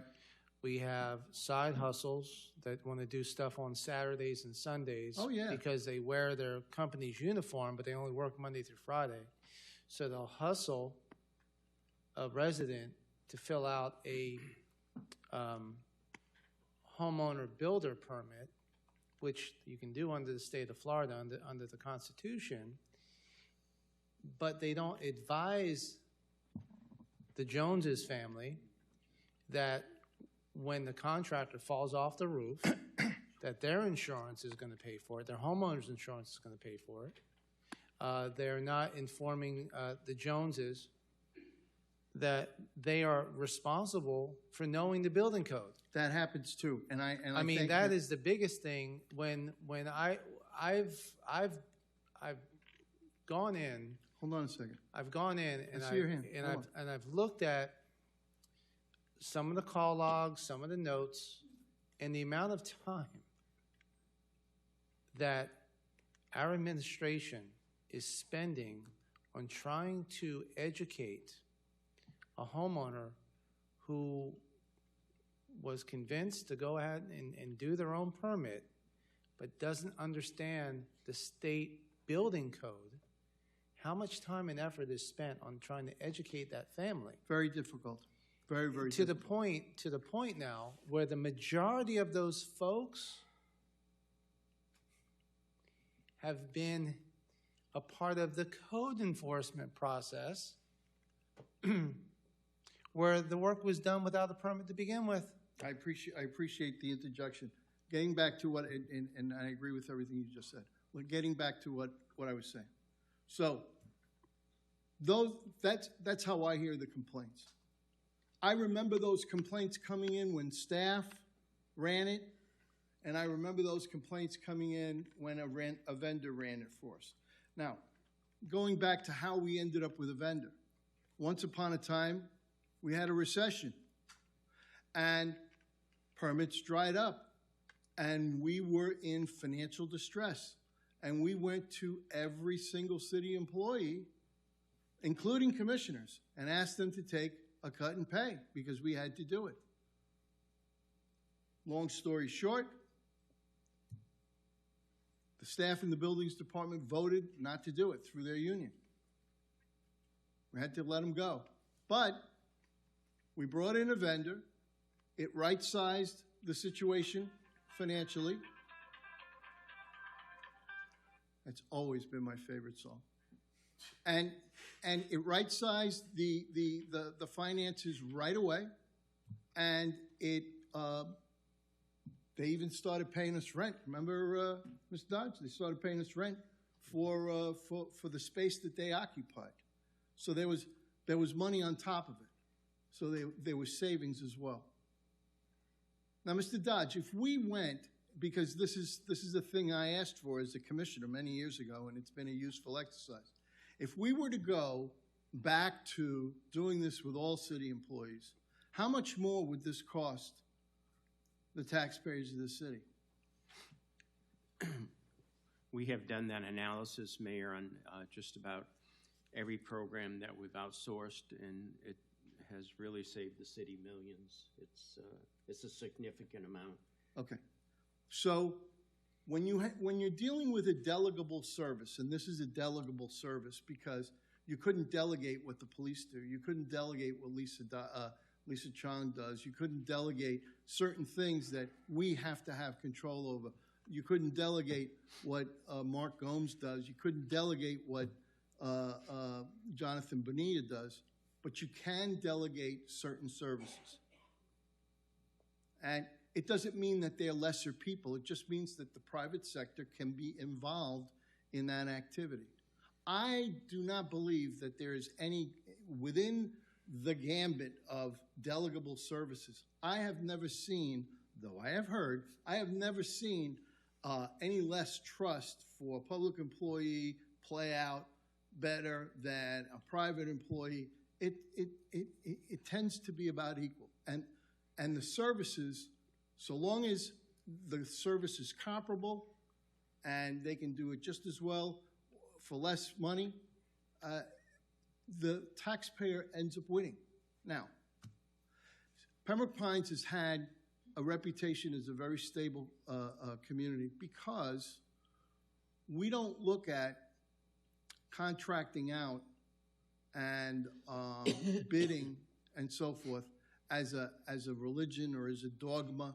We look at it as an opportunity or as a burden as it relates to, it either makes sense from a business perspective or it doesn't make sense. I have seen with my eyes us go to renewals versus going out to bid because the people of the city would save a ton of money that way. Sometimes you just say, okay, we got to go out to bid, and then you end up lamenting that you did that once you get the paycheck. And here's the thing, Mr. Dodge hasn't said it yet, but I've seen it in the newspapers written already. We are getting ready for another era of austerity. Property values are going down everywhere in Broward. We're going to get hit. It's not that the bubble is bursting. There's simply a hole in it. And pressure is being let out. And property values are going to come down. With that, our revenue is going to come down. Now let's add the coup de grace in Tallahassee. And who the hell knows what's going to come out of that, though it's certainly pretty popular. Forget about that, it doesn't make sense. We live in an era right now where things that don't make sense are popular. I want to be able to figure out a way to preserve as much stability as we can while also not exposing ourselves to greater cost. If this commission decides we're going to go out to bid like on a matter of that's just how we do business and that's all there is to it, even when an extension is existing and has been earned by the performance, as in my view this contractor has, I believe ultimately you open yourself up to greater cost and lesser stability. However, if that is the policy of this commission, I'll be damned if I don't join you. Just beware, because that is going to be the price. You're gonna feel it on stability, and you're going to feel it on cost. And it's just like my dad used to say: never let better become the enemy of good. If you've got something that's good and that's working, and you're heading in the right direction, stay with it, because that's the smarter business approach. That's where the value proposition exists, in my view. So Could I have one more moment? are we gonna do what the manager says and give him time? Because Commissioner Schwartz is right. Maybe there should have been an RFP by now. There isn't. He needs time to put it together. So are we going to agree with him, or are we going to give him a lesser time frame, or what are we gonna do? Vice Mayor. I would not be motioning for a lesser time frame than what, under our city charter, the manager has the authority to do, which is June 30th. So I'm going to start there. Number two, although to the mayor's point, although Let me interrupt you. yeah, Mr. Dodge, June 30th? I believe that's what it was. It was June 30th, Mayor, but I don't know if we can get it accomplished by then based upon what No, I'm hearing. what I meant was, under the charter, Mr. Gorin, you have to correct me if I'm wrong. Under the charter, you have the authority to extend them 6 months as city manager, which you have done. I have. It's in the code for the reference, Mr. The code, excuse Mr. me. Vice Mayor, thank you. That's Procurement why you code. sit there, Sam. Thank Yes, you. Is that an extension without our having to vote for it? That's something Yes, he's the entitled to first do? one's, I can extend 180. I don't know if I can do a second or not. Well, that's certainly an option. And if June 30th isn't enough time, you can bring another item. That's what I was trying to get at. You can bring another item Can for. I offer a suggestion? That's a pretty good strategy there, Hernandez, Commissioner Good, Yeah, for the moment, anyway. So do you have more to say? Otherwise, I'll yield. and let you I finish. just wanted to say that on procurement matters, in particular, as I mentioned, I care about good government, and I appreciate everything that the mayor has said. It may surprise you, I sometimes disagree with the mayor, even though he is someone that I truly admire and look up to.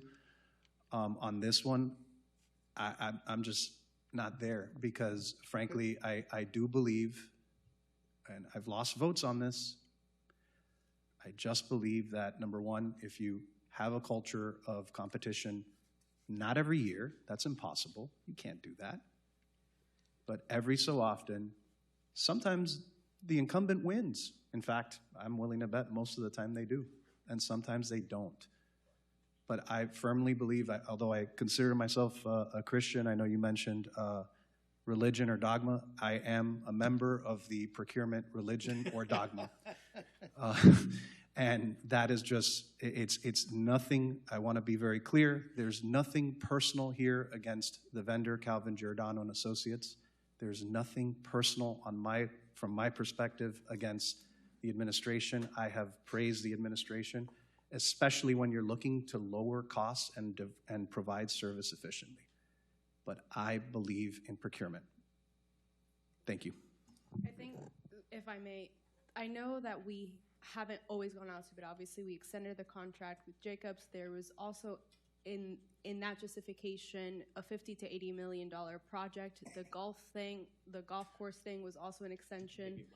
There obviously been some exceptions that we consider. This and the justifications given here do not merit that kind of exemption, in my opinion. So, Mr. Mayor, if I may. Yes, sir.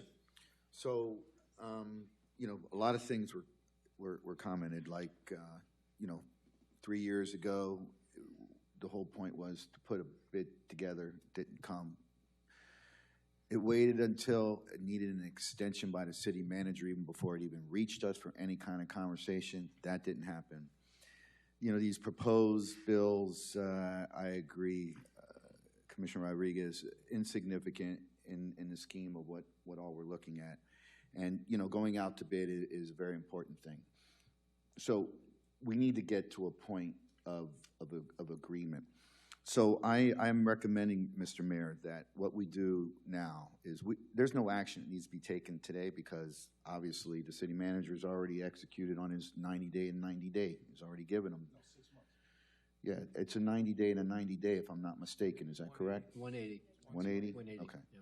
So, but again, leaving a blank, get back to us when it can be done is not something that I'm very comfortable with because we've already had a promise broken to us, and now we're bearing the responsibility of this, unfair to us.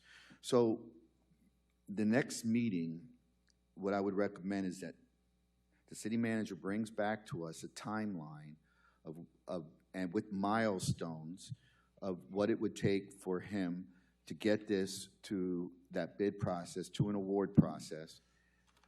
And we would have to agree to that schedule. We would have to agree to the timelines, because the timelines become the measure of performance, of making sure that we stay on track. Because in the absence of having milestones, we're going to be 6 months from now having a conversation like this again, where we have no other choice but to do an extension or else not have the service provided. Can we add a cap to that timeline? Because if the Well, timeline comes back. Can I say this? Let the city manager bring the timeline to us, and we have to agree to it. And so if the timeline's too long, then let's have discussions about how it can be shortened.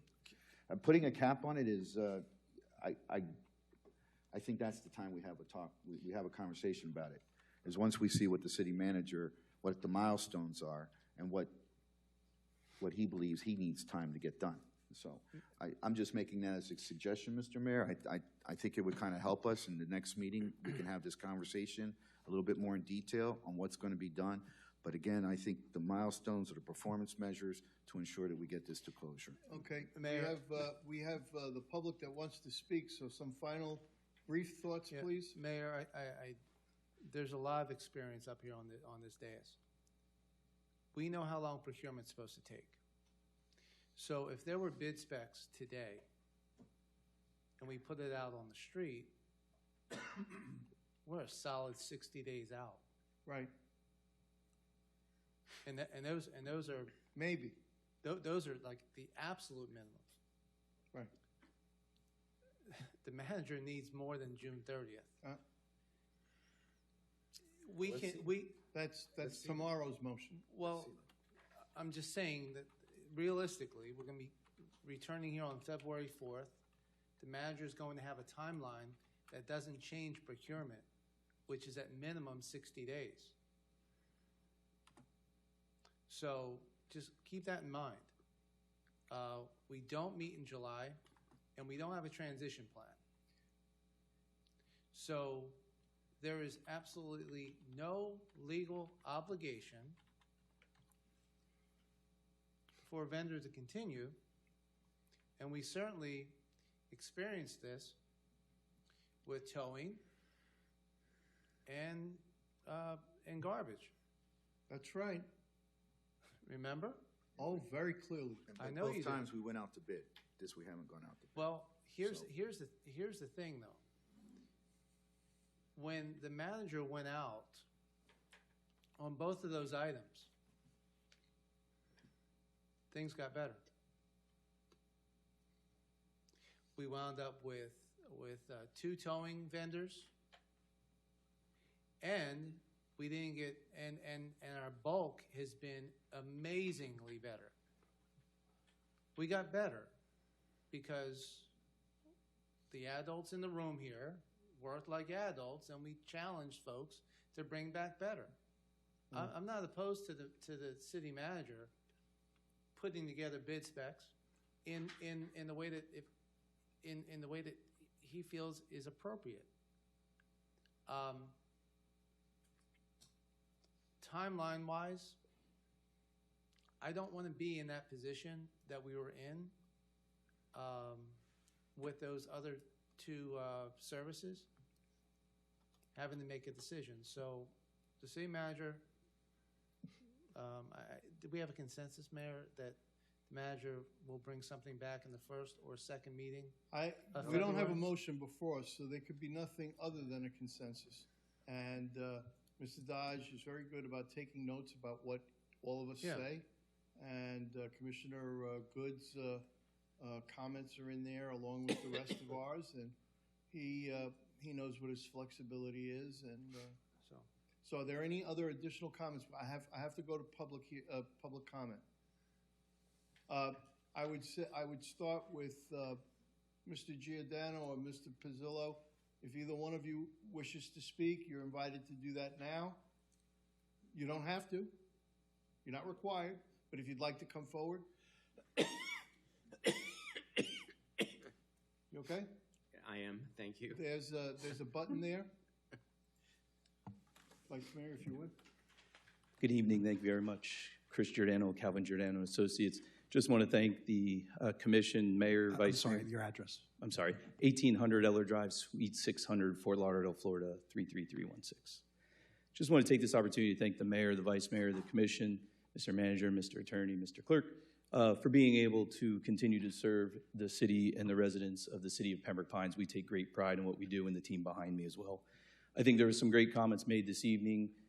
We are an enforcement agency. Unfortunately, there will always be some bad actors, like we talked about, the contractors and things like that, but we're very proud of the data-backed turnaround times that we have here. We now issue a report card to the staff each month. Happy to say that the average turnaround for all structural plan reviews is just over 3 days, electrical 3 days, mechanical under 3 days at 2.8, plumbing at 2 days. Average turnaround for all plans that ran through the city, thousands and thousands of permits, under 3 days. That is data-backed from the city's system. Commercial re-roofs, 1.6 days, water heaters 2 days, re-roofs 2.2 days, fences 1.5 days, windows and doors 2.2 days. We just ask that in the RFP process that there's requests and scores given for data-backed results, not open-ended promises, and we ask that you speak with other vendors that have worked with the folks that are submitting those. I think that is the litmus test for a sales pitch versus a multi-decade relationship with a client. We are in the fabric of the community here and happy to do so, and will continue doing so. So thank you very much. Have a great evening. Mr. Vice Mayor, may I ask a question? Oh, go ahead, sorry. Could you just, please, thank you, by the way. I'm sorry? Thank you for coming up and speaking. Absolutely. Just for me, for clarity purposes, when you speak around turnaround time, because you rolled off a bunch of numbers, is that the amount of time that it takes to get a comment back to an applicant, or is that an approval? So we don't get to dictate whether it's an approval or not. If we do not receive approvable plans, we are bound by our licenses and our duty to protect life and property. So that is the time from receiving a plan to responding to that plan. And that response is an official response. It can be a rejection or it can be an approval. We can't, we can't dictate what is submitted. Thank you. So it's just a comment in return? Correct. Okay. That is a turnaround. Thank you. Well, it's not just a comment in return, it's an interaction with an applicant. In the building world, they can't grade the paper until they receive it. So if we have contractors who have their license revoked, if they don't have their insurance on time, if they don't have their insurance on file, if there's not a survey, I don't care what vendor it is, you can't hold those folks accountable for someone else's problem. It's a matter of the response. When we get emails, trust me, if we don't respond in 2.2 days, we're going to get another email, and that's not nice. So our interaction with the public, that's what we measure, is how many days or how many hours or how many minutes it takes us as elected to respond. And so that's just how the building department works. And again, this Tyler system, Thank you for your answer. Can I clarify just one item? That is I in a only asked a simple question. I didn't ask for a dialogue on all this stuff. It was a simple question. What does a turnaround mean? You answered it. Thank you. Thank you very much. Do you have something to add, Mr. Pizzillo? My security guard's here. Yes, Steve Pizzillo, 1800 Eller Drive, and I am your building official. I just wanted, you all talked about us, and interactions. Taking the last report card I just did for you, which was for the first quarter, if you extrapolate out the numbers, we will have 160,000 interactions with our customers over the fiscal year. It's a huge number. It comes out to about $800 a working day. 800 per working day. So it's a large number, and we're doing our best. And for example, you talked about, Commissioner Schwartz, you talked about insurances. When I got here, those permits were immediately rejected and sent back just for stuff like that. We've changed the pattern where we notify the contractor that their insurances need to be updated, but we still allow it to go through the process. So and if it's good, then they can get it out on the end and not wait for a whole nother submission. Thank you very much. And Mr. Mayor, I may want to just, Steve, for just a moment. Steve. I just want to say, you know, my comments about a building official being employed by the city is no reflection on you. I thank you. Anytime I've called you, you've been very, very responsive, and I do appreciate it. Thank you. Mr. Lerner? Good evening, Commission, Mr. Mayor. Your name and your address for the record, please. My name is Gil Lerner, 1958 Northwest 74th Avenue, Pembroke Pines, Florida, 33024. I just wanted to make some comments back that you were saying that contractors are complaining and asking, you know, Mr. Mayor, why is it taking this long to do this? Why is it take? Sometimes it's not the contractor that's deficient in either paperwork or procedure, but sometimes it's the actual, and I don't know what the problem that, or if there is a problem at all with CGA, if you're trying to get rid of them or you're trying to just bring more people into this ability to. Am I trying to get rid of them? No, for the benefit of the cities, to give other people opportunities. I don't know what the problem is. I don't care. It's none of my business. My care is that when I came here, when you mentioned homeowner building permits, I was turned away.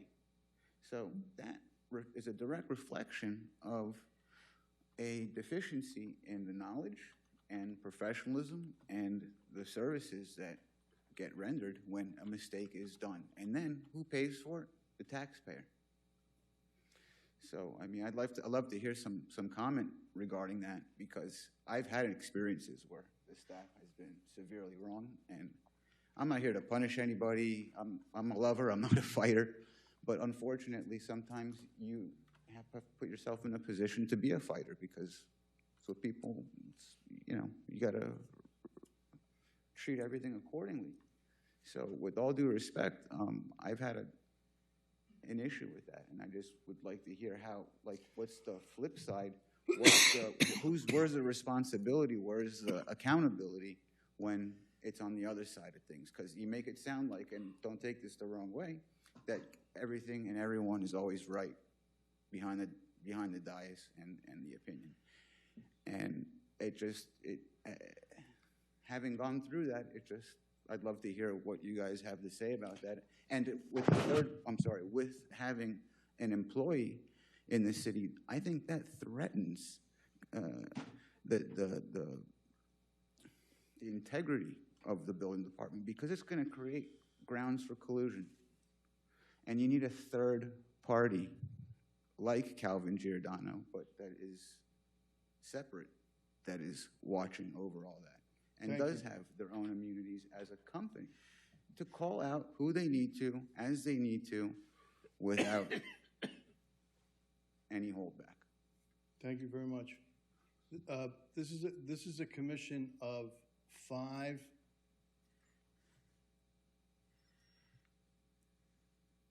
differently organized thinkers with one mission to try and do the right thing. And we come at issues in our own way. I have seen every member of this commission come at an issue because it was the right thing to do, but not their preference. I have seen any number of combinations, but the combination that I've never seen is us thinking that we're infallible. That's not what I was suggesting, and it probably came out wrong, but the way it came out, at least to me, it was interpreted as if, like, you know, it's always the contractor, not the building department. Well, I think we have said, at least I have said, that in my experience, and that's 22 years dealing with this issue, 9 times out of 10, there's a deficiency in the application, assuming there is one. And about 1 in 10 times, and they're very good, whether it's the buildings department or the water department or the parks department or the police or the fire department, they're very good at saying, I dropped this one, because they know that this commission is not the spiteful, vindictive type that is going to hold it against them. I wish that we were right 9 out of 10 times. Why not 10 out of 10, you know? But, you know, I think that when you look at, when you get past that mini hurdle and you look at the bigger picture, it's a hell of a city here in Pembroke Pines. And one of the things that I'm most proud of is how few fires we have. The fire department is hardly ever mentioned in connection with the buildings department. They are joined at the hip. More than any other reason, it's protection against fire and property destruction. That's the only reason we have permits. Otherwise, we would. People think we do permits in order to make money. We don't do that. It's a fee. The fee that is paid for the permit pays for the assurance that what the contractor is going to give you is in accordance with the law, which is built around keeping us all safe. That's what this whole thing is about. And in response to that, a lot of people don't pull permits because of the issues that they deal with, because they get to a blockade where they're just stuck. I totally understand. And you'll notice I did not press the button on time because I know that you have I'm sorry. I know that you have a particular issue, and so I wanted to give you some extra time out of respect, and I really appreciate your comments. Does anyone else have any other comment that they want to make? Seeing none. I think the discussion was a good one, a healthy one, and Mr. Dodge, you have all the notes? Yes, I do, Mayor. And I want to thank all of us here and the public for your comments on that. The next item is... Thank you.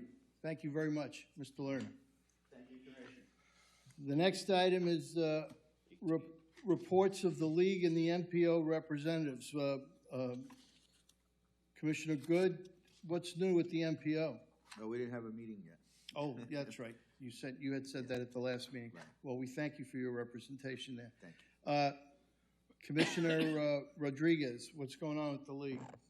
So we had our directors meeting, and a large part was actually presented by our own city attorney regarding the ethics changes at the county level. I believe we also received a memo on this. That is a good summary of what that was. They also mentioned some activities that they would be taking on during Broward Days, but the majority of the conversation was on what Sam has already, if I'm not mistaken, spoken to each of us about regarding the ethics changes from Broward County.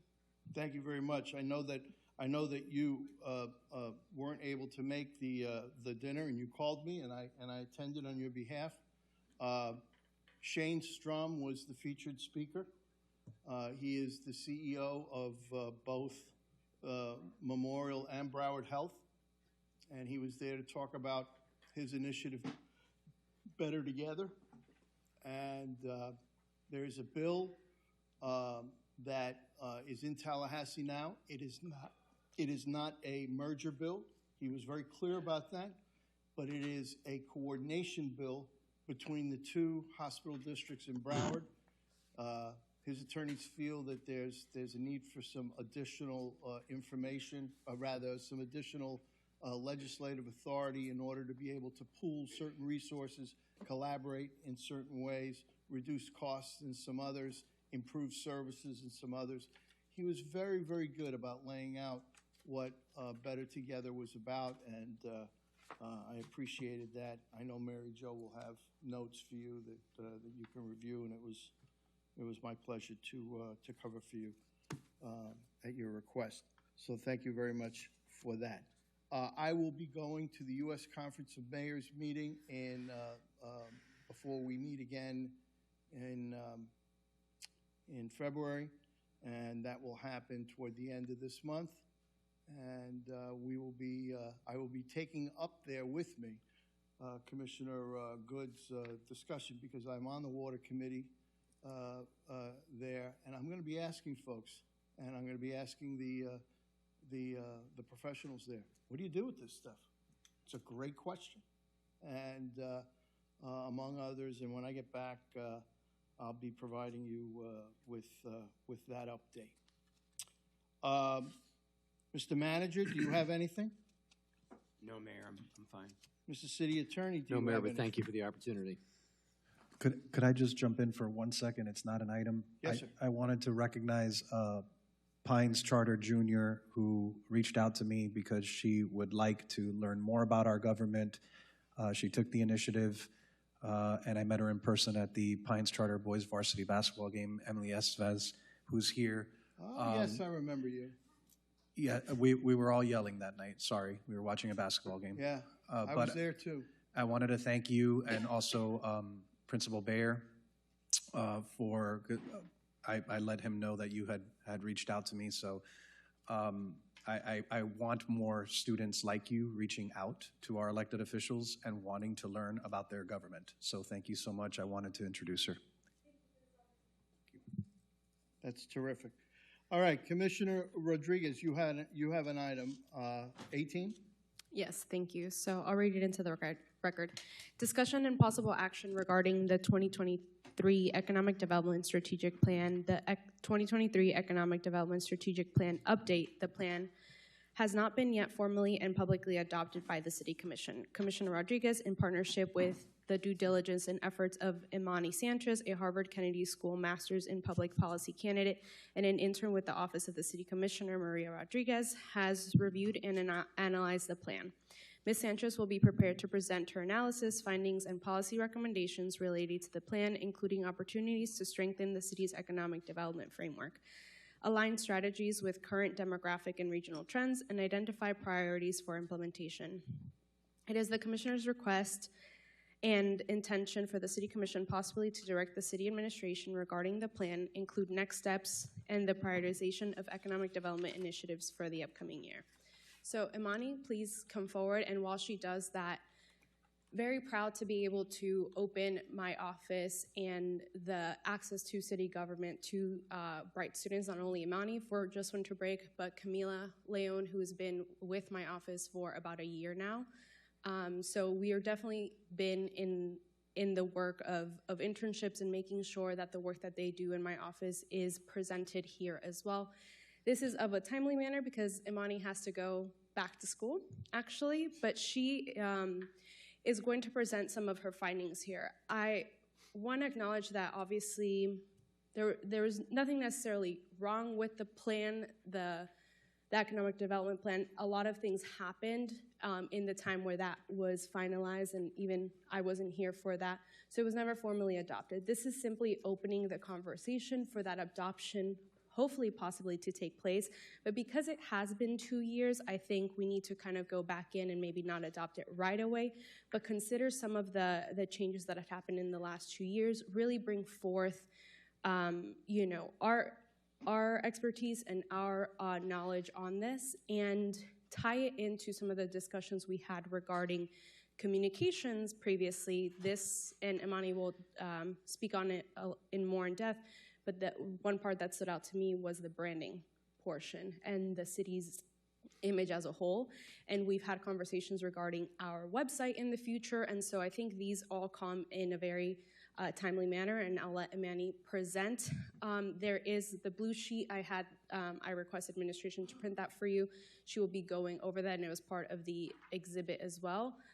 So Imani, take the floor. Thank you. So when Imani wrote me an email and told me about her work, her studies at the Harvard Kennedy School, and it took me back to my own experience there, not quite 30 years ago.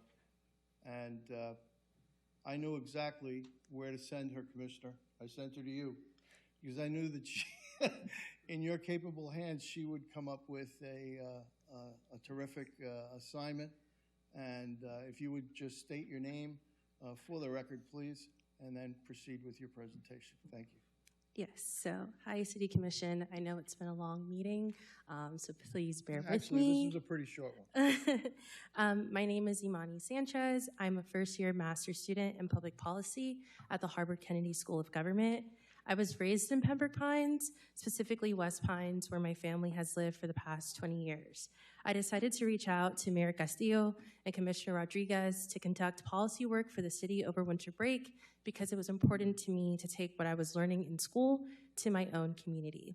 Over the past month, I've been working with Commissioner Rodriguez to review economic development policies, which is my focus at school. So this presentation outlines the most accessible and impactful first steps Pembroke Pines can take to strengthen the economic development sector. While the city already has a strong foundation, additional investment in the area will help further grow and enhance it. The policy suggestions in this document build upon the proposed 2023 Economic Development Strategic Plan, which I reviewed through both a policy lens and my perspective as a resident of Pembroke Pines. These suggestions are meant to start conversation surrounding economic development and how Pembroke Pines can create a stronger sense of community as the city continues to grow. So the first suggestion is to establish a strong and recognizable Pembroke Pines city brand. So Pembroke Pines should develop a clear and recognizable city image to guide sustainable growth and future development. A defined identity allows the city to be more intentional about how it grows and how it positions itself within Broward County and South Florida. People move to Pembroke Pines for its schools, services, retail options, and easy access to major metropolitan areas. Formalizing these strengths into an official city brand can strengthen community identity, improve quality of life, and attract more visitors and businesses. This can be achieved through expanded community events, such as the recent MLK Day Parade, resident surveys to better understand community needs, the creation of a city slogan, and increased investment in citywide marketing and advertising. The second policy suggestion is to strengthen economic development collaboration with Broward County. As Broward's second most populous city, Pembroke Pines should more fully leverage its role in the county-level economic development. The city serves residents from across Broward County and South Florida and should position itself as a key driver of investment in South Broward by maintaining a stronger presence in county-level conversations and partnerships. As noted in the document, South Broward and Pembroke Pines have been overlooked in key development discussions. To avoid this, the city must increase its visibility and advocacy at the county level. Given Pembroke Pines' significant population growth and rising demand for services, the city should consider hiring a full-time economic development or intergovernmental director. This role can increase county engagement and oversee cross-sector economic development initiatives that better align with the city's needs. These are steps Pembroke Pines can take to strengthen its economic development efforts and approach growth more sustainably. By enhancing the city's identity and fully utilizing county-level resources, Pembroke Pines can support stronger business attraction, retention, and long-term economic growth. Thank you for your time and consideration, and I'm happy to answer any questions. I just wanted to thank you, not only for working with Commissioner Rodriguez, but because you talked about the city's brand. My day job is communications. That's what I do for a non-for-profit in Miami. So I appreciate it. I did read it. I can't email you with her on it because of Sunshine Law. I'd like to just pick your brain and email you directly. But thank you so much for taking the time. I know this isn't easy to do, and you dove in. And Harvard, congrats. That's amazing. If I may, Imani, just add to what she went over was a bit of a synopsis of what's in the document. It does propose some edits to the plan as well. I think in regards to branding, and Imani pointed this out to me, that the plan suggests something about wellness and health, in which we kind of both agree that that might not be the best avenue, but that family friendliness due to our schools, the safety and all of that might be a better avenue. So there's definitely spots in which we can improve, maybe strike out some suggestions, maybe because it's been 2 years, go do our own surveys regarding what is produced in the documents and improve on that. And she very adequately provided some discussion questions that we can improve upon and opine on in the future during a workshop for both of those suggestions that she put forth. I really appreciate the presentation. It's fresh, it's different. I love hearing new views on old topics, and because it keeps them new. I know Mr. Dodge is working on the communications strategy and the implementation of the communication strategy of our strategic plan. I'm sure you'll have information for us on that soon. I think Mr. Stamp should take a good look at this work, particularly since it came to him at his favorite price. And, and these are great ideas, and we should double back at an appropriate time to take a look at it. I can't thank you enough for your work, and thank you, Commissioner Rodriguez, for, I knew you would find a way to take this talent and put it to work. Commissioner Schwartz. Amani, thank you. Amani and I had a brief conversation on Monday, and I must tell you, the workload that you took in such a short period of time speaks volumes of what the future holds and the talent that you have.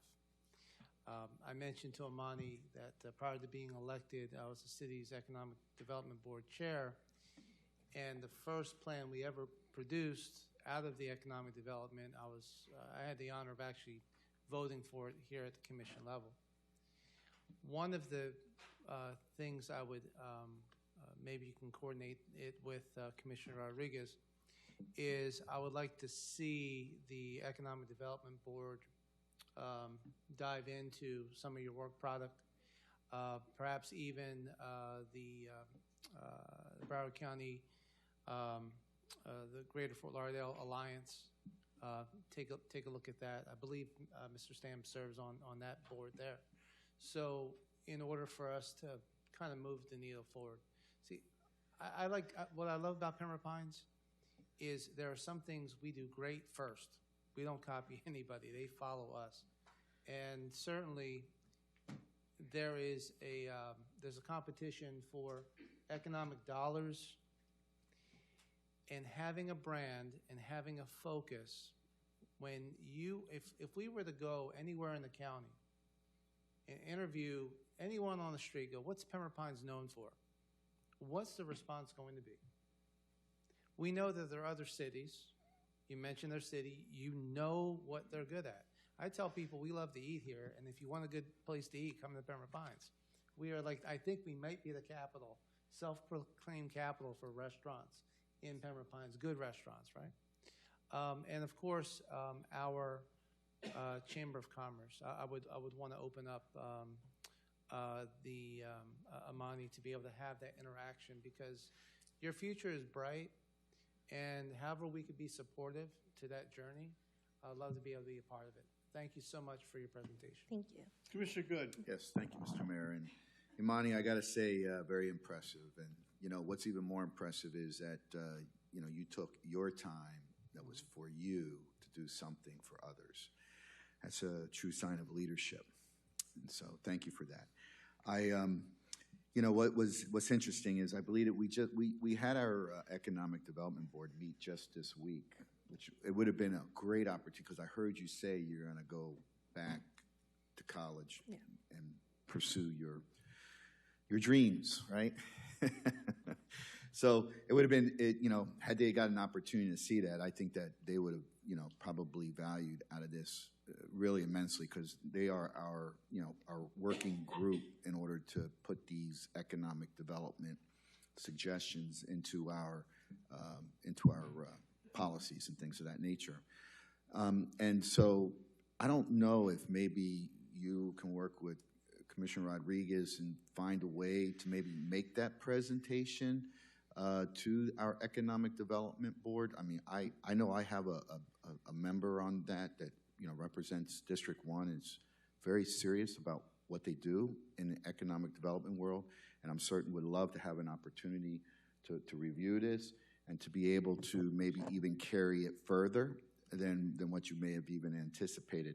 And so maybe there's a way to do it through a Zoom meeting or some sort where you know, you can make that presentation and get some, you know, you lay your information onto the folks, and they lay their information back to you. And maybe, I don't know, maybe this could be something where there could be a working relationship That would between be great. you being at college and working with our Economic Development Board, and being able to take this to another level if you're willing to do that. So, but thank you so very much for what you provided, and I only hope that you share that with our Economic Development Board too. Thank you. Well done. Thank you. Thank you so very, very much. If I could say just a couple more words. So it's been a really good experience. I really liked working with Commissioner Rodriguez.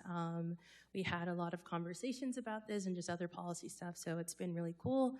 And spending time coming back from school and being able to work in winter break was really, it was a lot of fun actually. And I think like my biggest takeaway from this, like I would love to work with the Economic Development Board, but when we think about economic development in Pembroke Pines, I think the biggest thing we should be thinking about is community engagement and really getting our residents and citizens involved in that as well. I think we have great foundations here as a city. I've lived here most of my life, but really honing in on engaging people and increasing feelings of community here, I think will take Pembroke Pines to the next level. And one other thing, Mr. Mayor, if I may? Absolutely, yes. I just want to ask, if you don't mind, actually, Aaron Lee is here. He's a representative of the Economic Development Board, and maybe before you leave, you can introduce yourself to him. He's over here. Aaron, hi, thank you for coming tonight. But now you got to face along with the virtual meeting, right? So thank you very much. And last but not least, thank you so much. And last but not least, yesterday,